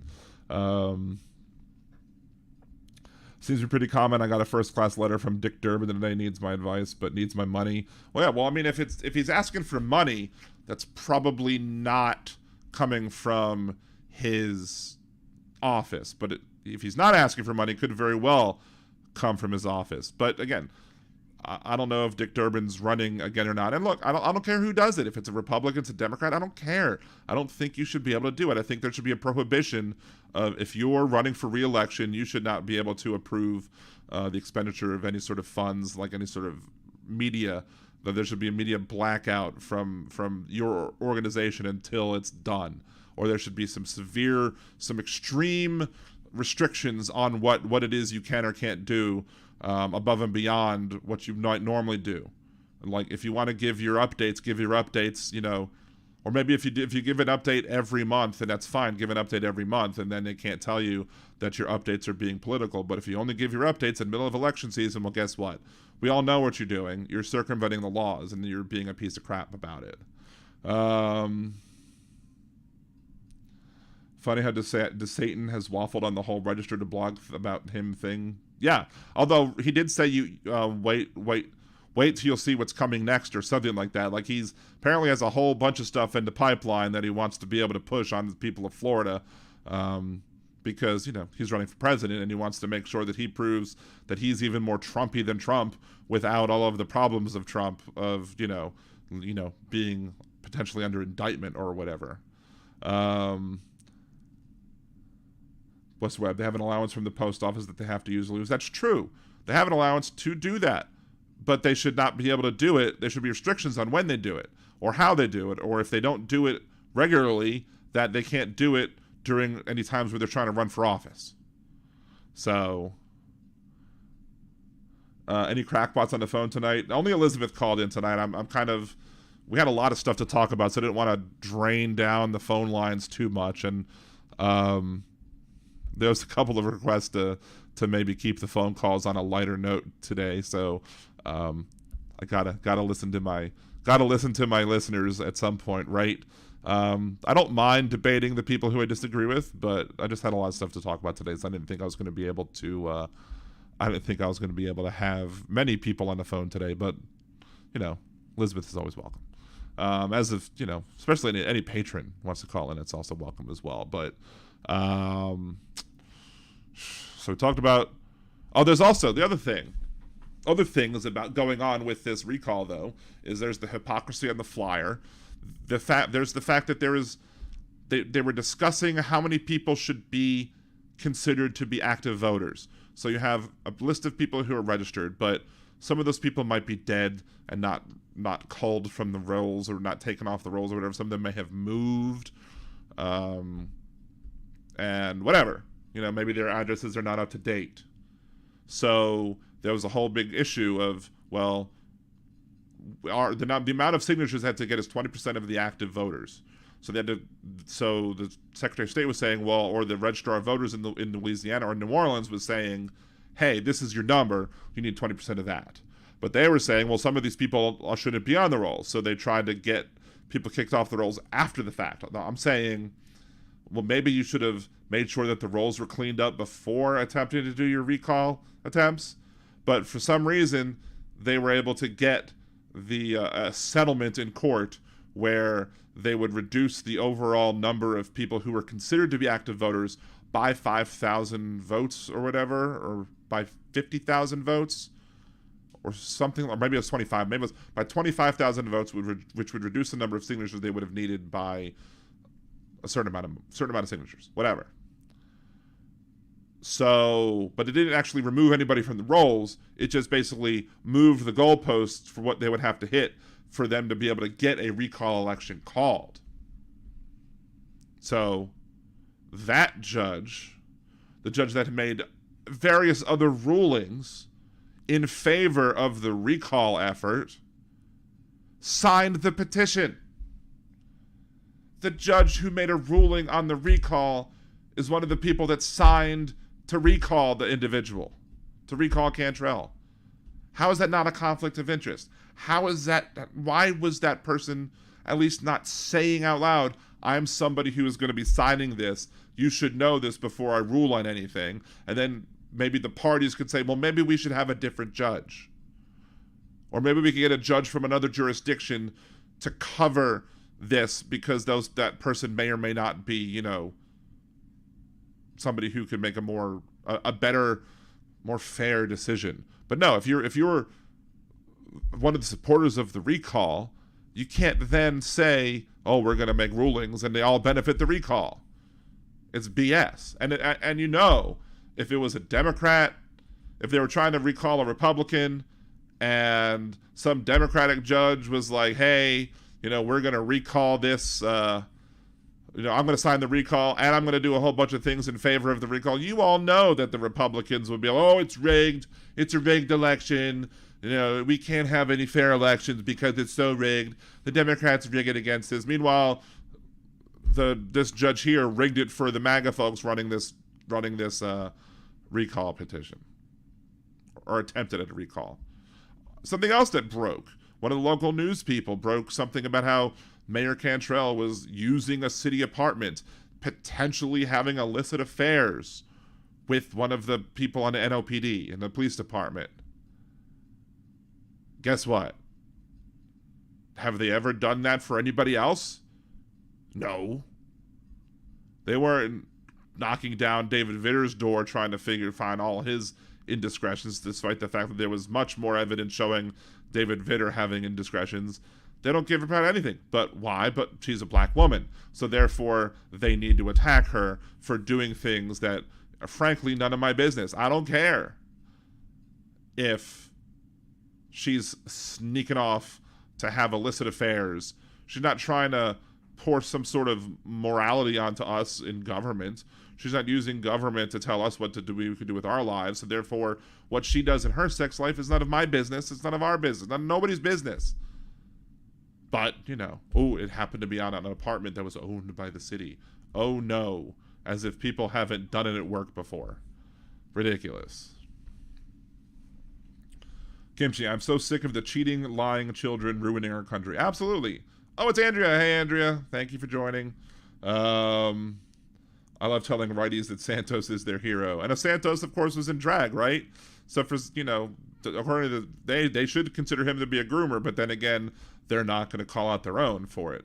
And of course, you had, Donald Trump and Rudy Giuliani in drag with that commercial. They don't mind that at all. That was fine to them, apparently.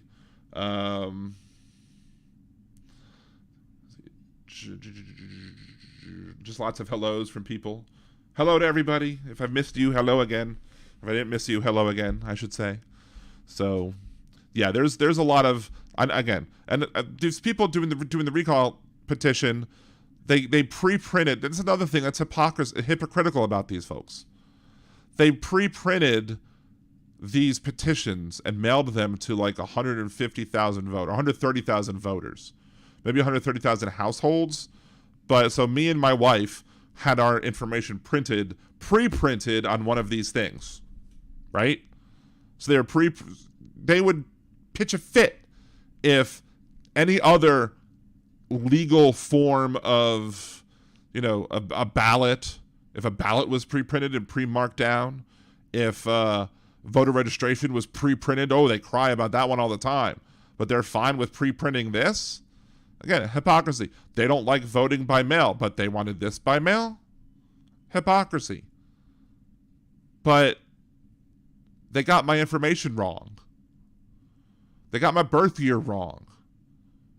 They had it as 1 year later. And I know if they got the information from the Registrar of Voters, it's got to be wrong. Registrar of Voters information is right because I put in my birth date to get my voter information to basically confirm, yes, I'm registered, whatever. And it came up with no problem. I checked it that night just to see, yeah, this has my birth date. So if I would have signed that and returned it, it would have been rejected because it would have been correct. So I'm wondering how many more of those lines happened. How many more are going to be thrown away simply because of the fact that they printed the information improperly, incorrectly, or whatever. And I don't think there's anything in the law that would allow a voter to come in and cure their petition signature like you can do in some states when you have absentee voting and they ask the people to come cure their votes. Either say, yes, this is how I meant to vote because it's unclear, or make sure to do the signature in front. Yes, this is my thing. Here's my signature. Here's my ID. Yada, yada, yada. I don't think there's an opportunity to cure your petition. So if the information is wrong and you didn't realize it when you signed it and sent it in, your petition should not be counted. But one of the other things that but I just completely blanked because I read something on there. P-dubs. Trump was saying that at C-crap that now his people should be voting by mail. Oh, absolutely. I mean, when we were in Florida during the election, during the last year, or like it was leading up to the election of 2022, all over Florida were signs that said, vote by mail. Make sure to vote absentee, vote by mail. Florida loves when their voters vote by mail because a bunch of old people doing it. But they'll rail about other people voting by mail. It's ridiculous. He admitted that not voting by mail didn't work out so well for him last time. Well, duh. But the thing is, that's one of the things that Hal talks about a lot, is that you're going to convince the people that you need to vote for them that the system is so messed up that voting for you doesn't matter because they're never going to have their say, which is going to make them not want to vote. It's, anything that Donald Trump does to make his people not want to vote, I'm fine with. Keep doing it. Yeah, Kimchi, absolutely right. Every Republican accusation is a confession. Time and time again. And just like with Donald Trump, there was always a tweet. Whenever Donald Trump tweeted something, or I guess now truths something, whenever he did that, it always turned out that he had a tweet criticizing some former president, like Obama, for it. It's absurd.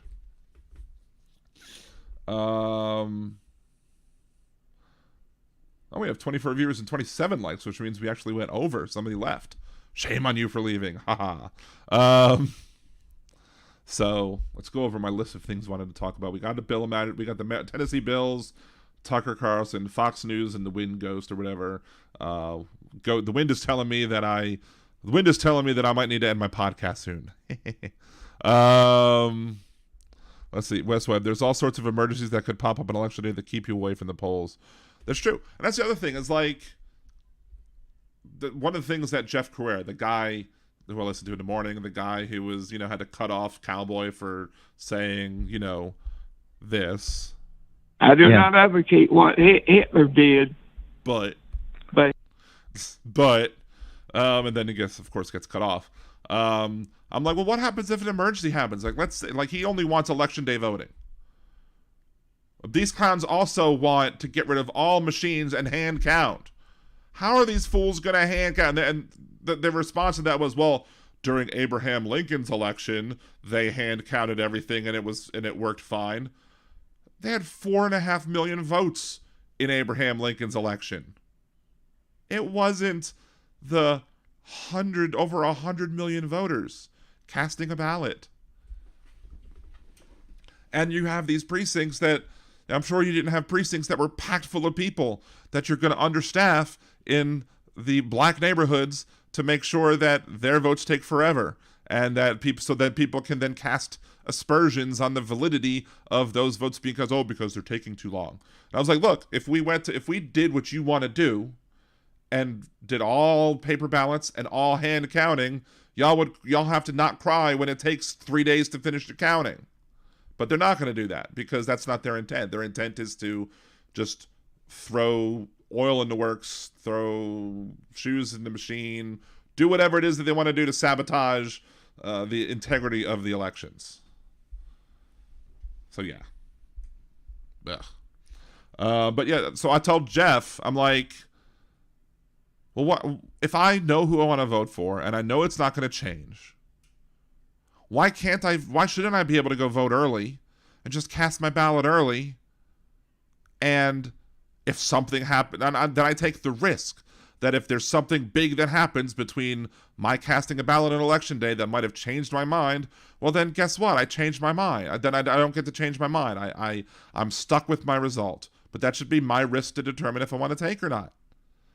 And what happens if I know I'm healthy enough? What happens if I miss my opportunity to vote because I had to go to the hospital for some reason or some family emergency takes up? His response was, oh, well, stuff happens. Well, no. Let people vote when they want to vote.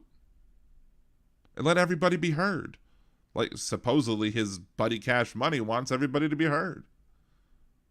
But they don't really want everybody to be heard because they support all of these BS bills that are meant to disenfranchise voters, specifically voters who are not white. Let's see. Andrea, remember that everything Trump says, MTG says, Boebert says, Gates says, and Fox says can be used against them. Yes. Although not everything that MTG and Boba the Clown says are, comprehensible sometimes. I think Trump's liberty depends on his lawyers, and he doesn't have a very good record of picking them. That is true. He doesn't have a very good record of picking his attorneys. I don't know. We'll see. I think Donald Trump flees the country before Donald Trump allows himself to be indicted or locked up. Or Donald Trump runs to a state hoping that the state won't let him go, and then, you start a constitutional crisis, so to supposedly. Oh, jeez. Daily News. If the Hunter laptop emails people that few... What? If the Hunter laptop emails... so basically you're saying that people might have changed their votes if they would have seen Hunter Biden's laptop that doesn't exist before election took place or whatever. There's no laptop. There's a hard drive. If you believe that Hunter Biden flew all the way from California to Delaware, all the way across the country, and just so happened to find the one computer shop where the person who ran it was legally blind and as such wouldn't be able to see his face and therefore wouldn't be able to actually say, oh yeah, this is the person that came to my store. If you believe that happened, I have a bridge in Brooklyn I want to sell you. Or maybe I should say, if you believe that happened, you need to buy the Liberal Dan Radio Studios thing for $500 a month or whatever and support the show that way. Let's see. You can call on Andrea. Yes. 914-803-4131. 914-803-4131. What about the drugs? yeah, Hunter Biden, I think it's very well known that Hunter Biden had a drug problem. And I think Hunter Biden has had issues with pain dealing from the fact that he was in an accident as a kid. He also had to deal with the death of a brother. So, yeah, I'm not going to necessarily be too critical of somebody for, having it in a country where we don't take pain seriously. We don't allow people to get the help that they need. I'm not gonna have a problem with Hunter, with the fact that he ended up being addicted for a little bit. I was about to say, I'm glad you'd be able to call in because your voice has been giving you fits recently. So, but yes, clearly, if you watch some of Don Jr.'s video, to me at least, in my opinion, it looks like he's taken a bit of the sniff nose candy or what have you. So, I mean, maybe you disagree on that. I don't know. But, I mean, Don Jr. reminds me of the guy from Die Hard that, wanted Holly and wanted to show off to Holly and wanted to tried to negotiate with the terrorists and try to pretend that he was John McClane's guest or whatever, or John McClane was his guest. Yes, Mick Cokespoon Jr. Don Jr. reminds me of that guy. Ellis is the name. I was about to be very disappointed in myself because I love Die Hard, and for me to not remember the name Ellis was would have been bad. Andrew, did you see the number? But yeah, you can call in 914-803-4131, Andrea. Let's see, his nose is so stuffed up he can hardly talk. Stuffed up with what? Yeah, Don Jr. was born with silver Coke spoon in his mouth. Supposedly, allegedly. Yeah, they're all pill heads from Adderall to meth. It's methed up, indeed. So, Andrea, where are you? And they also don't believe that, that the laws apply to them either. Unless they send Don Jr. to California, they got lots of white powder. That's a snow joke. Funny. There's snow kidding you. Peruvian marching powder. Nice. Honestly, I'm jealous. Never once had cocaine good enough to do every single day.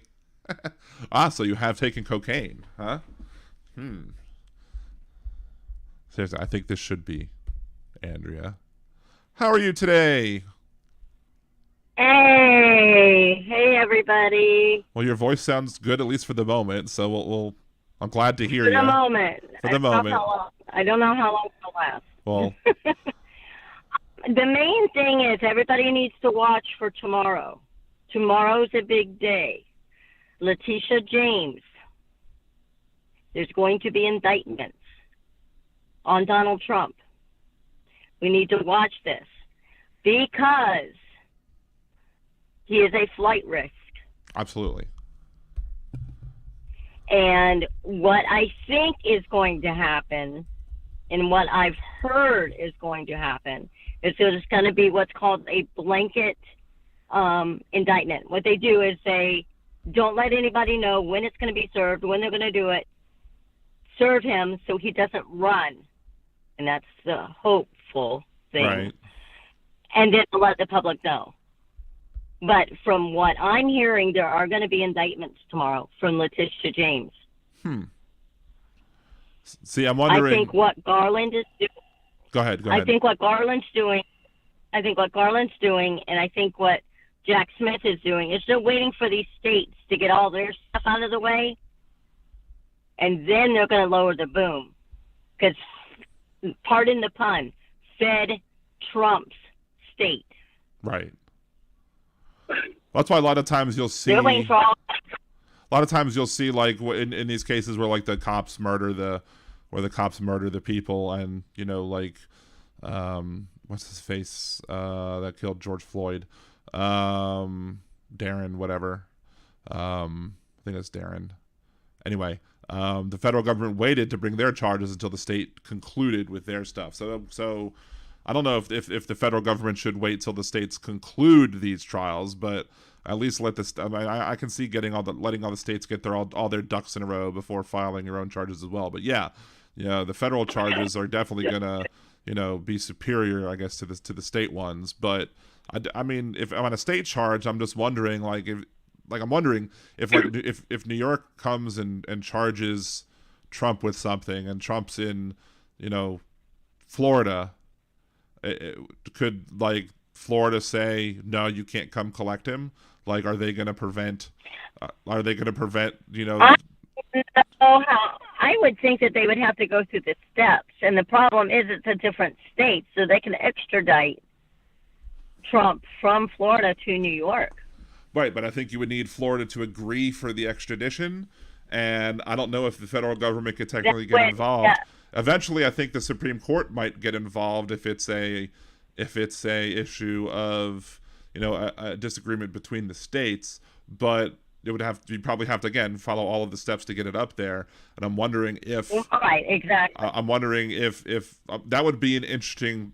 I don't want to see. I want to see him get locked up clearly, but it would be. I'm wondering if that's going to happen. If you're going to see red states stand up and say, no, we're not going to send you. We're not going to allow you to extradite to our state. You can't operate in our state. And then I wonder if that's going to then let him fly off to some country that doesn't allow for extradition either. So it'll be interesting what happens. I don't think DeSantis would care. I think at this point DeSantis would say, go ahead.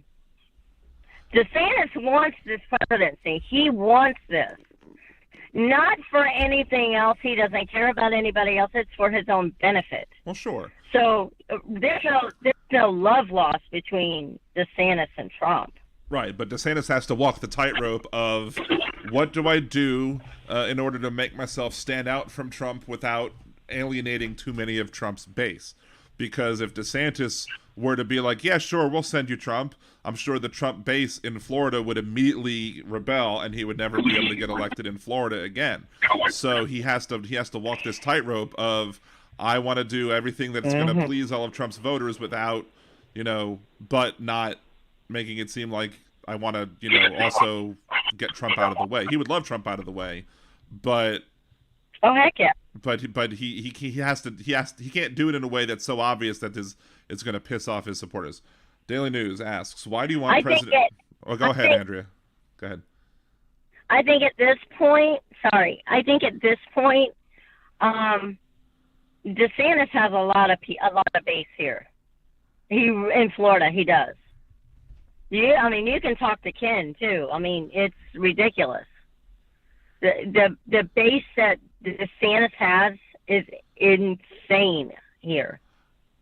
Why do you think he gets away with half the crap and half of these laws that he makes here in Florida? Because they back it here in Florida. Oh, I agree. I agree with that. I understand that. I'm just trying to say that if he were to do something that would piss off because there's an intersection between people who are DeSantis voters and people who are Trump supporters, and I think there's a large intersection between those two sets of voters. And if he were to piss off Trump voters, he might very well put himself in a situation where they reject him, and then he loses the stroke that he had with the large group. Because generally speaking, even though there's been some headbutting between DeSantis and Trump over the years, it's enough where they kind of still support the same policies. But if he overtly does something that's going to help Trump get locked up to get out of the way, I don't know how he recovers from that, because I think he'll lose enough of his supporters that are also Trump supporters, who are probably, if you at the end of the day had forced them to take a loyalty test, their loyalty test would come up Trump more than DeSantis. Will there be some DeSantis over Trump's? Sure. Oh yeah. Yeah, for sure. It's ridiculous here. It's the amount of like DeSantis just did a bill, or is trying to get a bill passed for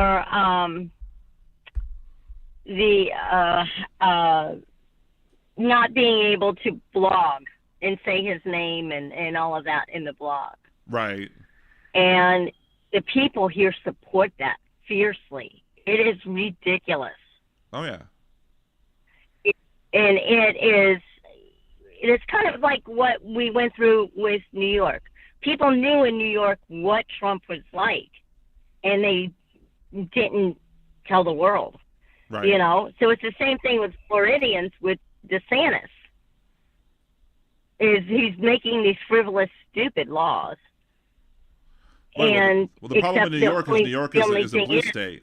New York's a blue state, so therefore they should have told us how horrible. But I think the problem is that even in 2016, everybody really thought that Donald Trump was just a joke and a sideshow. Nobody believed that he was going to be able to do what he did. I don't even think Trump believed that he was going to. I think Melania was like, "How the hell did this happen?" With DeSantis, he's not. He's in a red state. He's in a state that's his home turf. Trump wasn't in his home turf, so nobody has any reason to stand up in Florida, or his supporters don't have a reason to stand up in Florida and say this is what this guy's really like, because they like what he's really like. They want those things. They want they want to see the things that are coming, because they don't think the bad things are going to happen to them. They just think the bad things are happening to the so-called bad people, like you and me. Right. Exactly. But I think tomorrow will set the pace. If this happens tomorrow, which I'm pretty confident it will, with Letitia James, this will set the pace on what DeSantis does. Probably. Because I'm thinking by the end of March, some of these things with the DOJ is going to start happening. It's going to start cooking. I hope we're going to see stuff. Because I said one of my more recent shows, it was like, you know what? I was one of the people who wanted to give Garland the benefit of the doubt. Wanted to make sure I thought it was important that Garland dotted every I and crossed every T and didn't make any mistakes to make the case against Trump solid. But there comes a point where you have to do something, because sometimes you can only check your dots and your dotted I's and cross T's so many times before you know what, you got them all. Well, look what happened. How long did it take for them to from beginning to end with Nixon? Right. Well, at that time, that was the worst crime. At that time, that was the worst crime. Look how long it took with Nixon. And that was something that was relatively considered nowadays easy. Right. Well, with Nixon, all they had to do was basically say, look, come on, we're going to impeach you. Do you really want to be impeached? And so he said, okay, I'll resign. Or he said, okay, I'll resign. But I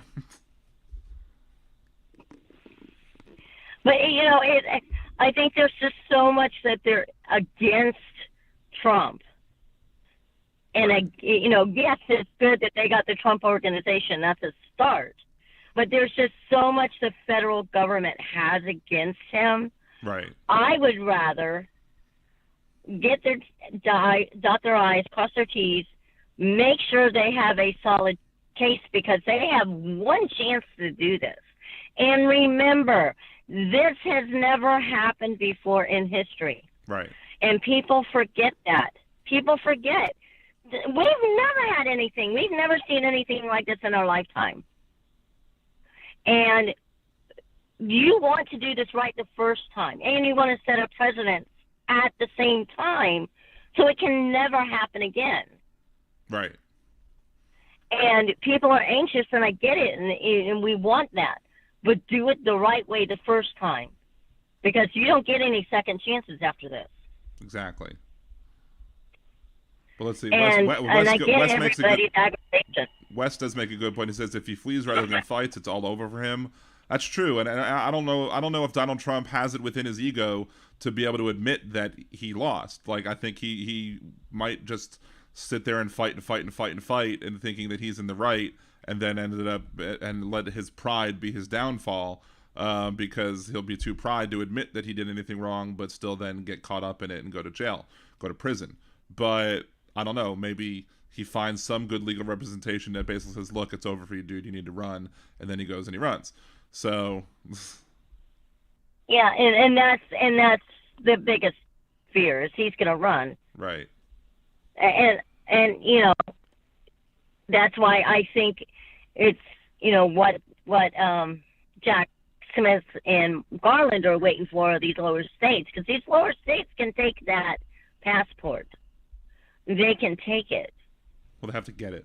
Federal government can try and take, right, the federal government can try and take it. Right. Which is okay, but then you've got the backlash of, oh, they're against me, all this and this. But if a state does it, he can haul and be a pain in the butt about it all he wants. At the end of the day, Letitia James is going to have that passport, and he can't go anywhere. Right. Well, if she gets it, that's the thing. And, like, how's she going to get it if he's in Florida? Like, that's the thing.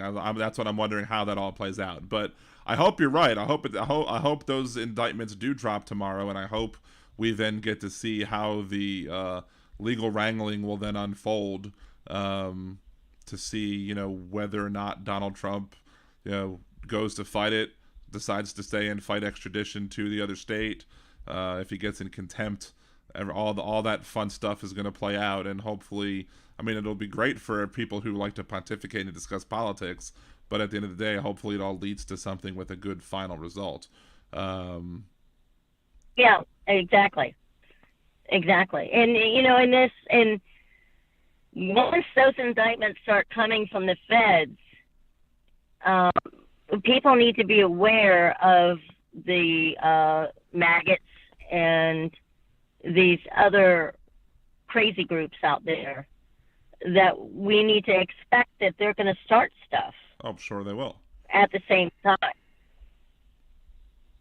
I'm absolutely sure. And everybody's so interested in getting these indictments, but you're not looking back at what happened January 6th.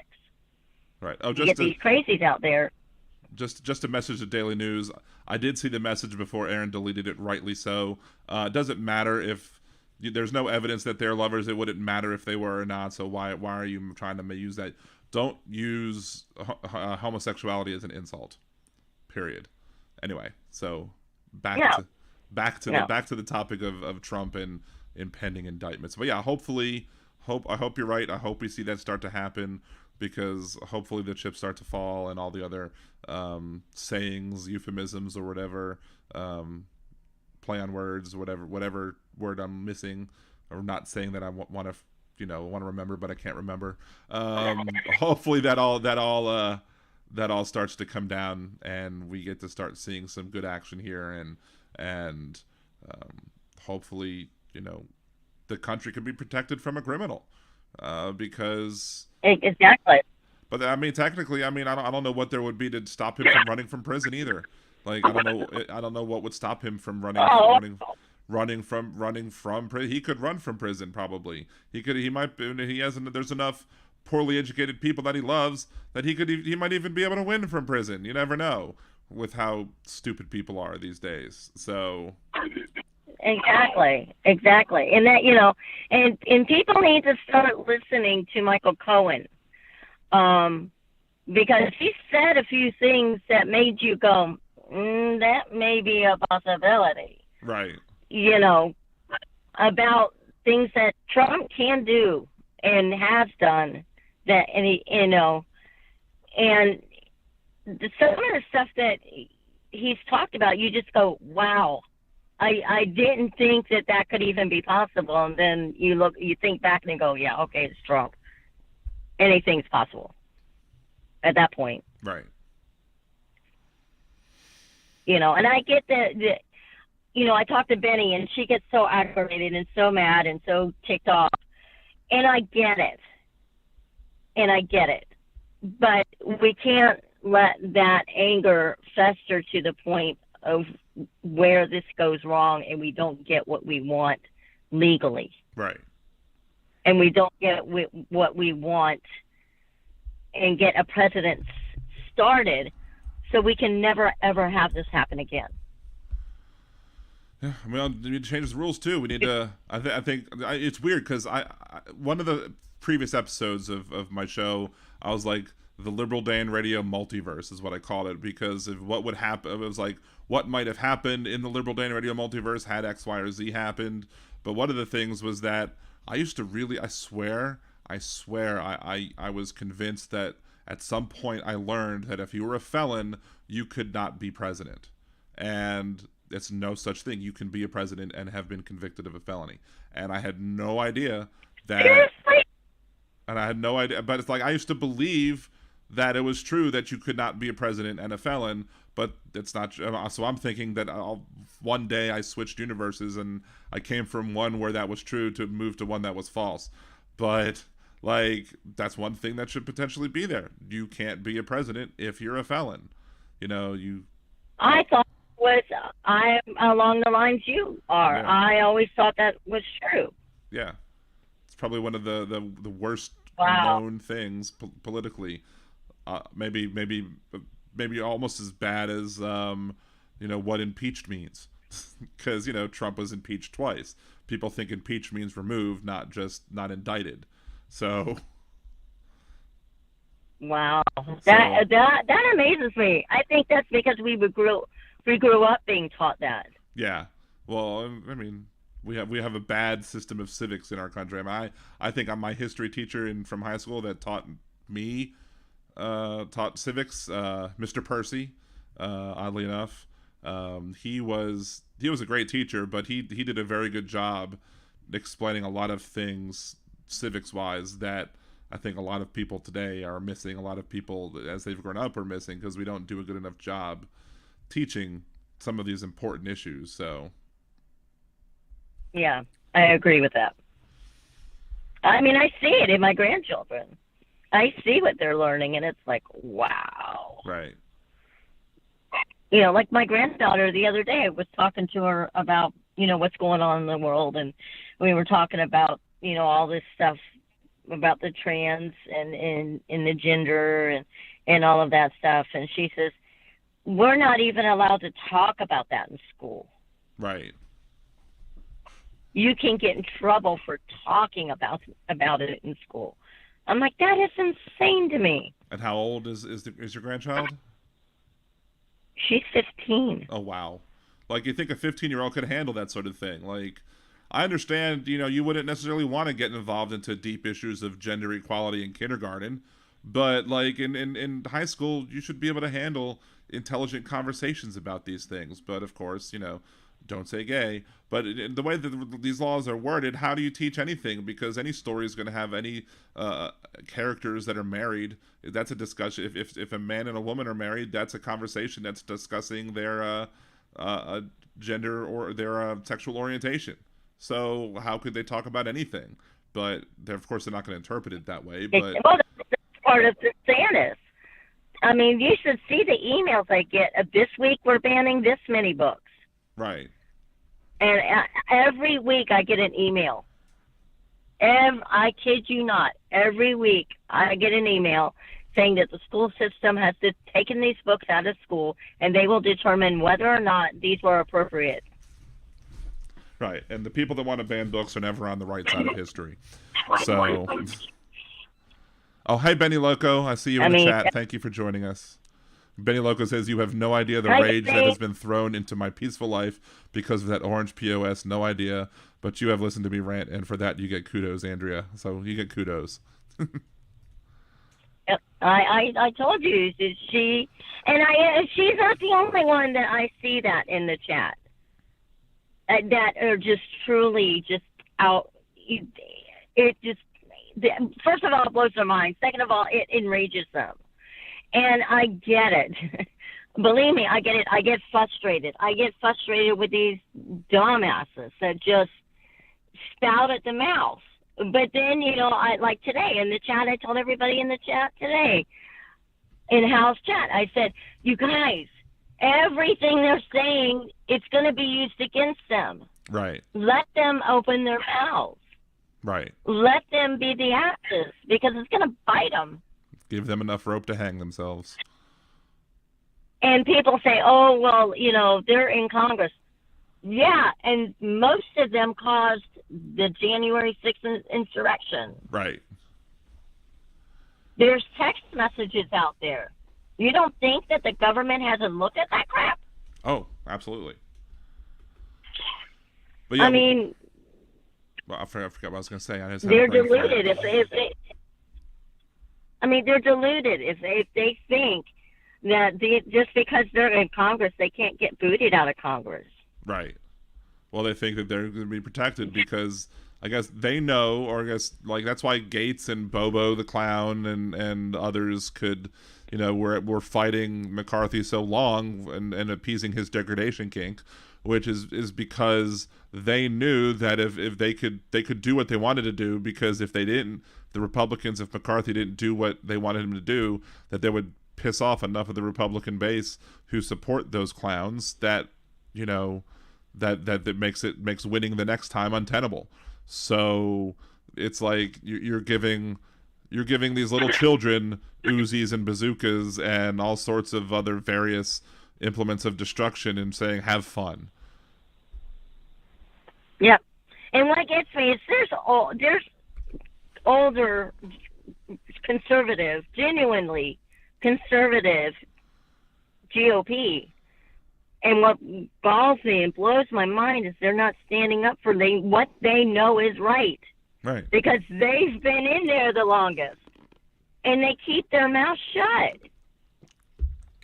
Like, because they don't want to piss off enough people. If they piss off enough of the Trump maybe has maybe a third of the voters. In his pocket, they're not going anywhere.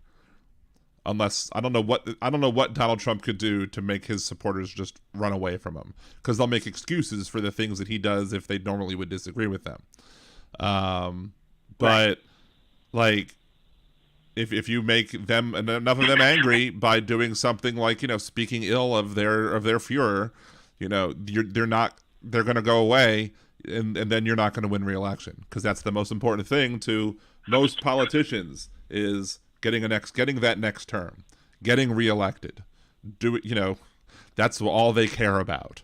So what do? You either have to start electing more people to Congress who are, going to be not worried like that and actually do things for the good of the people, which means electing regular old folk who have a modicum of intelligence and not like, Marjorie Taylor Greene.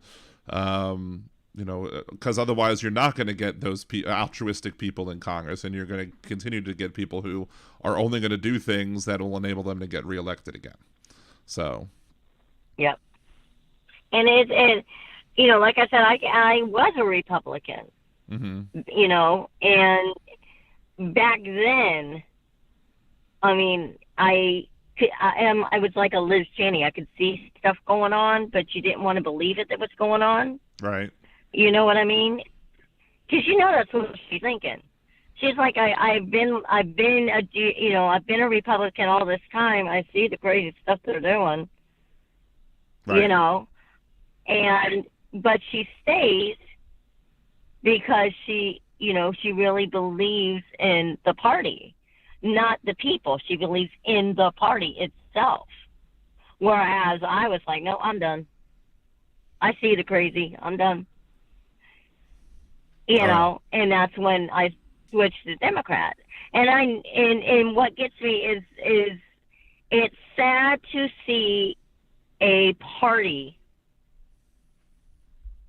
go down like they are, because they'll never get it back. They'll never be strong again. Right. And we as a country need to start thinking about whether or not how we want to change our party system if we do change it. Because right now it can't sustain a two-party system. It just can't. Well, not with we would need to move to some sort of parliamentary type of system if we're gonna to really have more than two parties.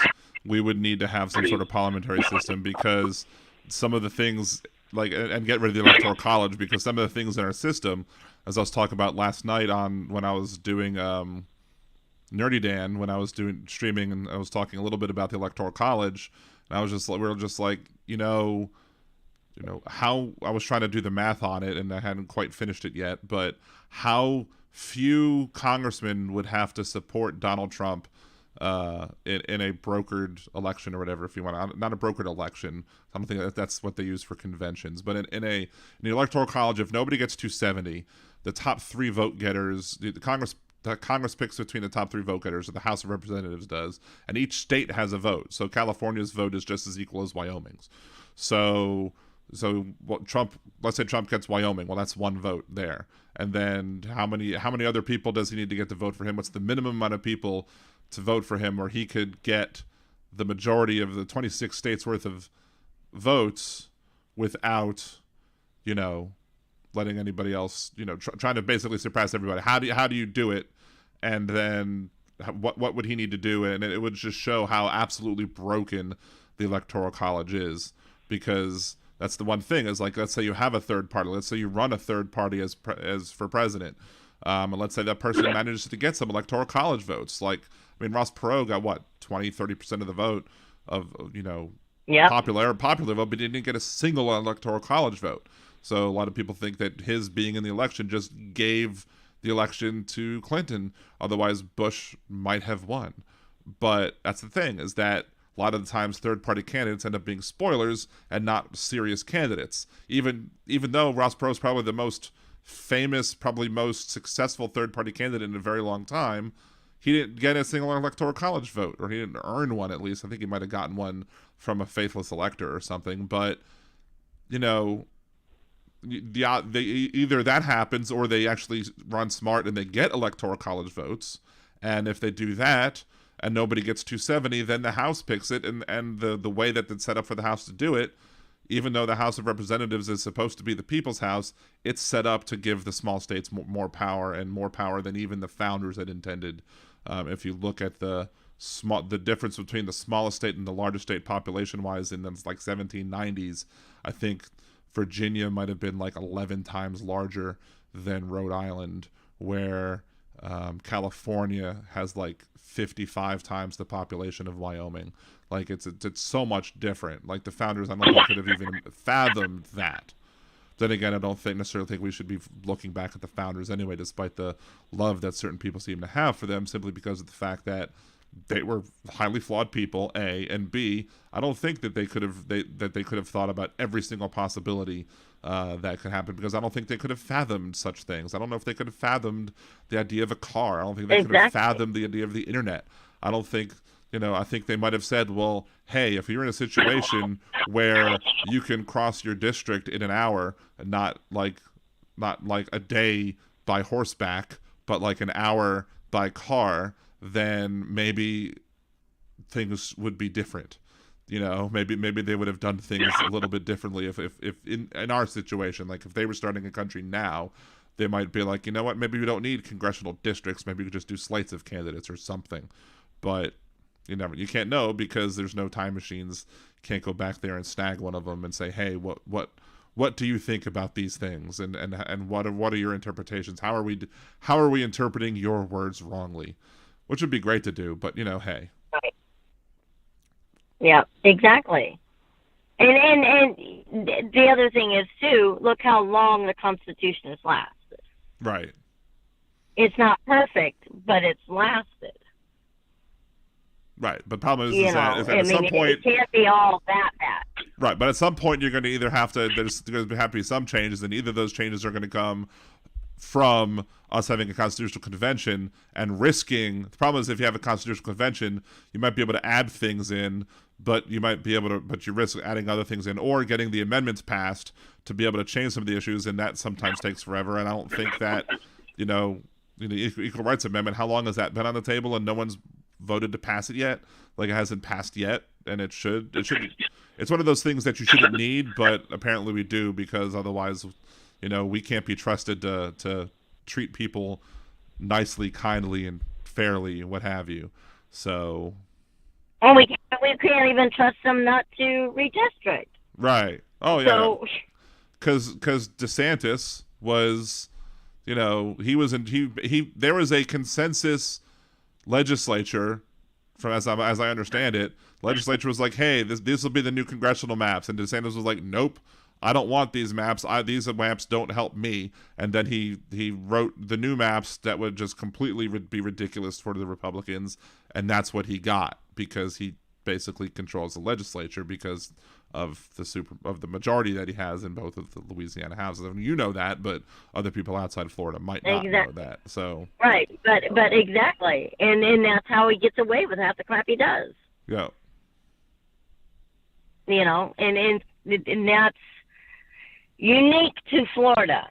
I mean, I'm sure that Abbott in Texas has got some things and all of that, but I think people don't realize that Florida is a whole other beast.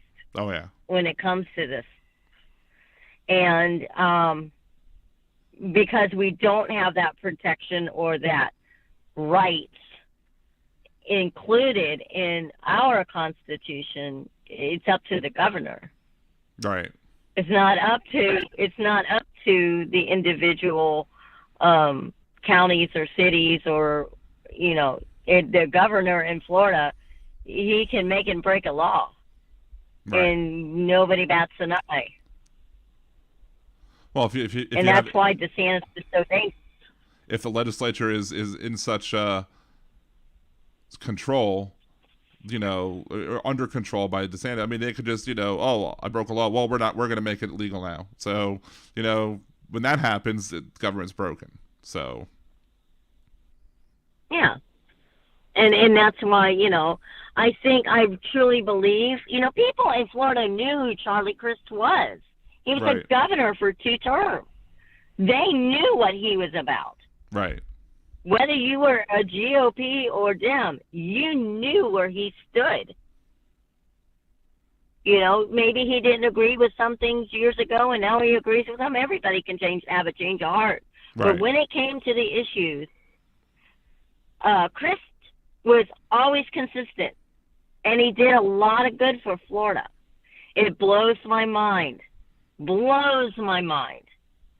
that the people of Florida don't remember him and did not do their due diligence with him, because he would have had it.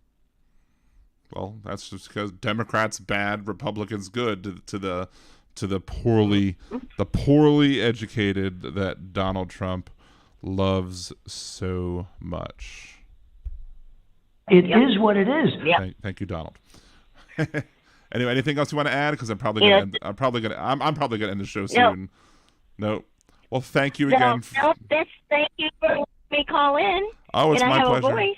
I'm glad that you have a voice. I haven't heard your voice in forever, so I'm glad that we all can be able to hear it. Yep. Now, hopefully, it'll last. Yes.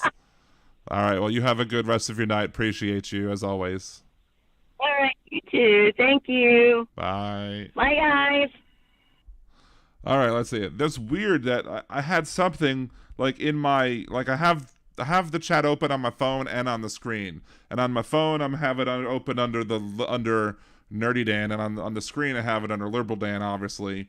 And I got a message, or there's something that Jeff Curry had put about getting a bribe on city council, but I saw it on here. I didn't see it on here. Like, it's very weird.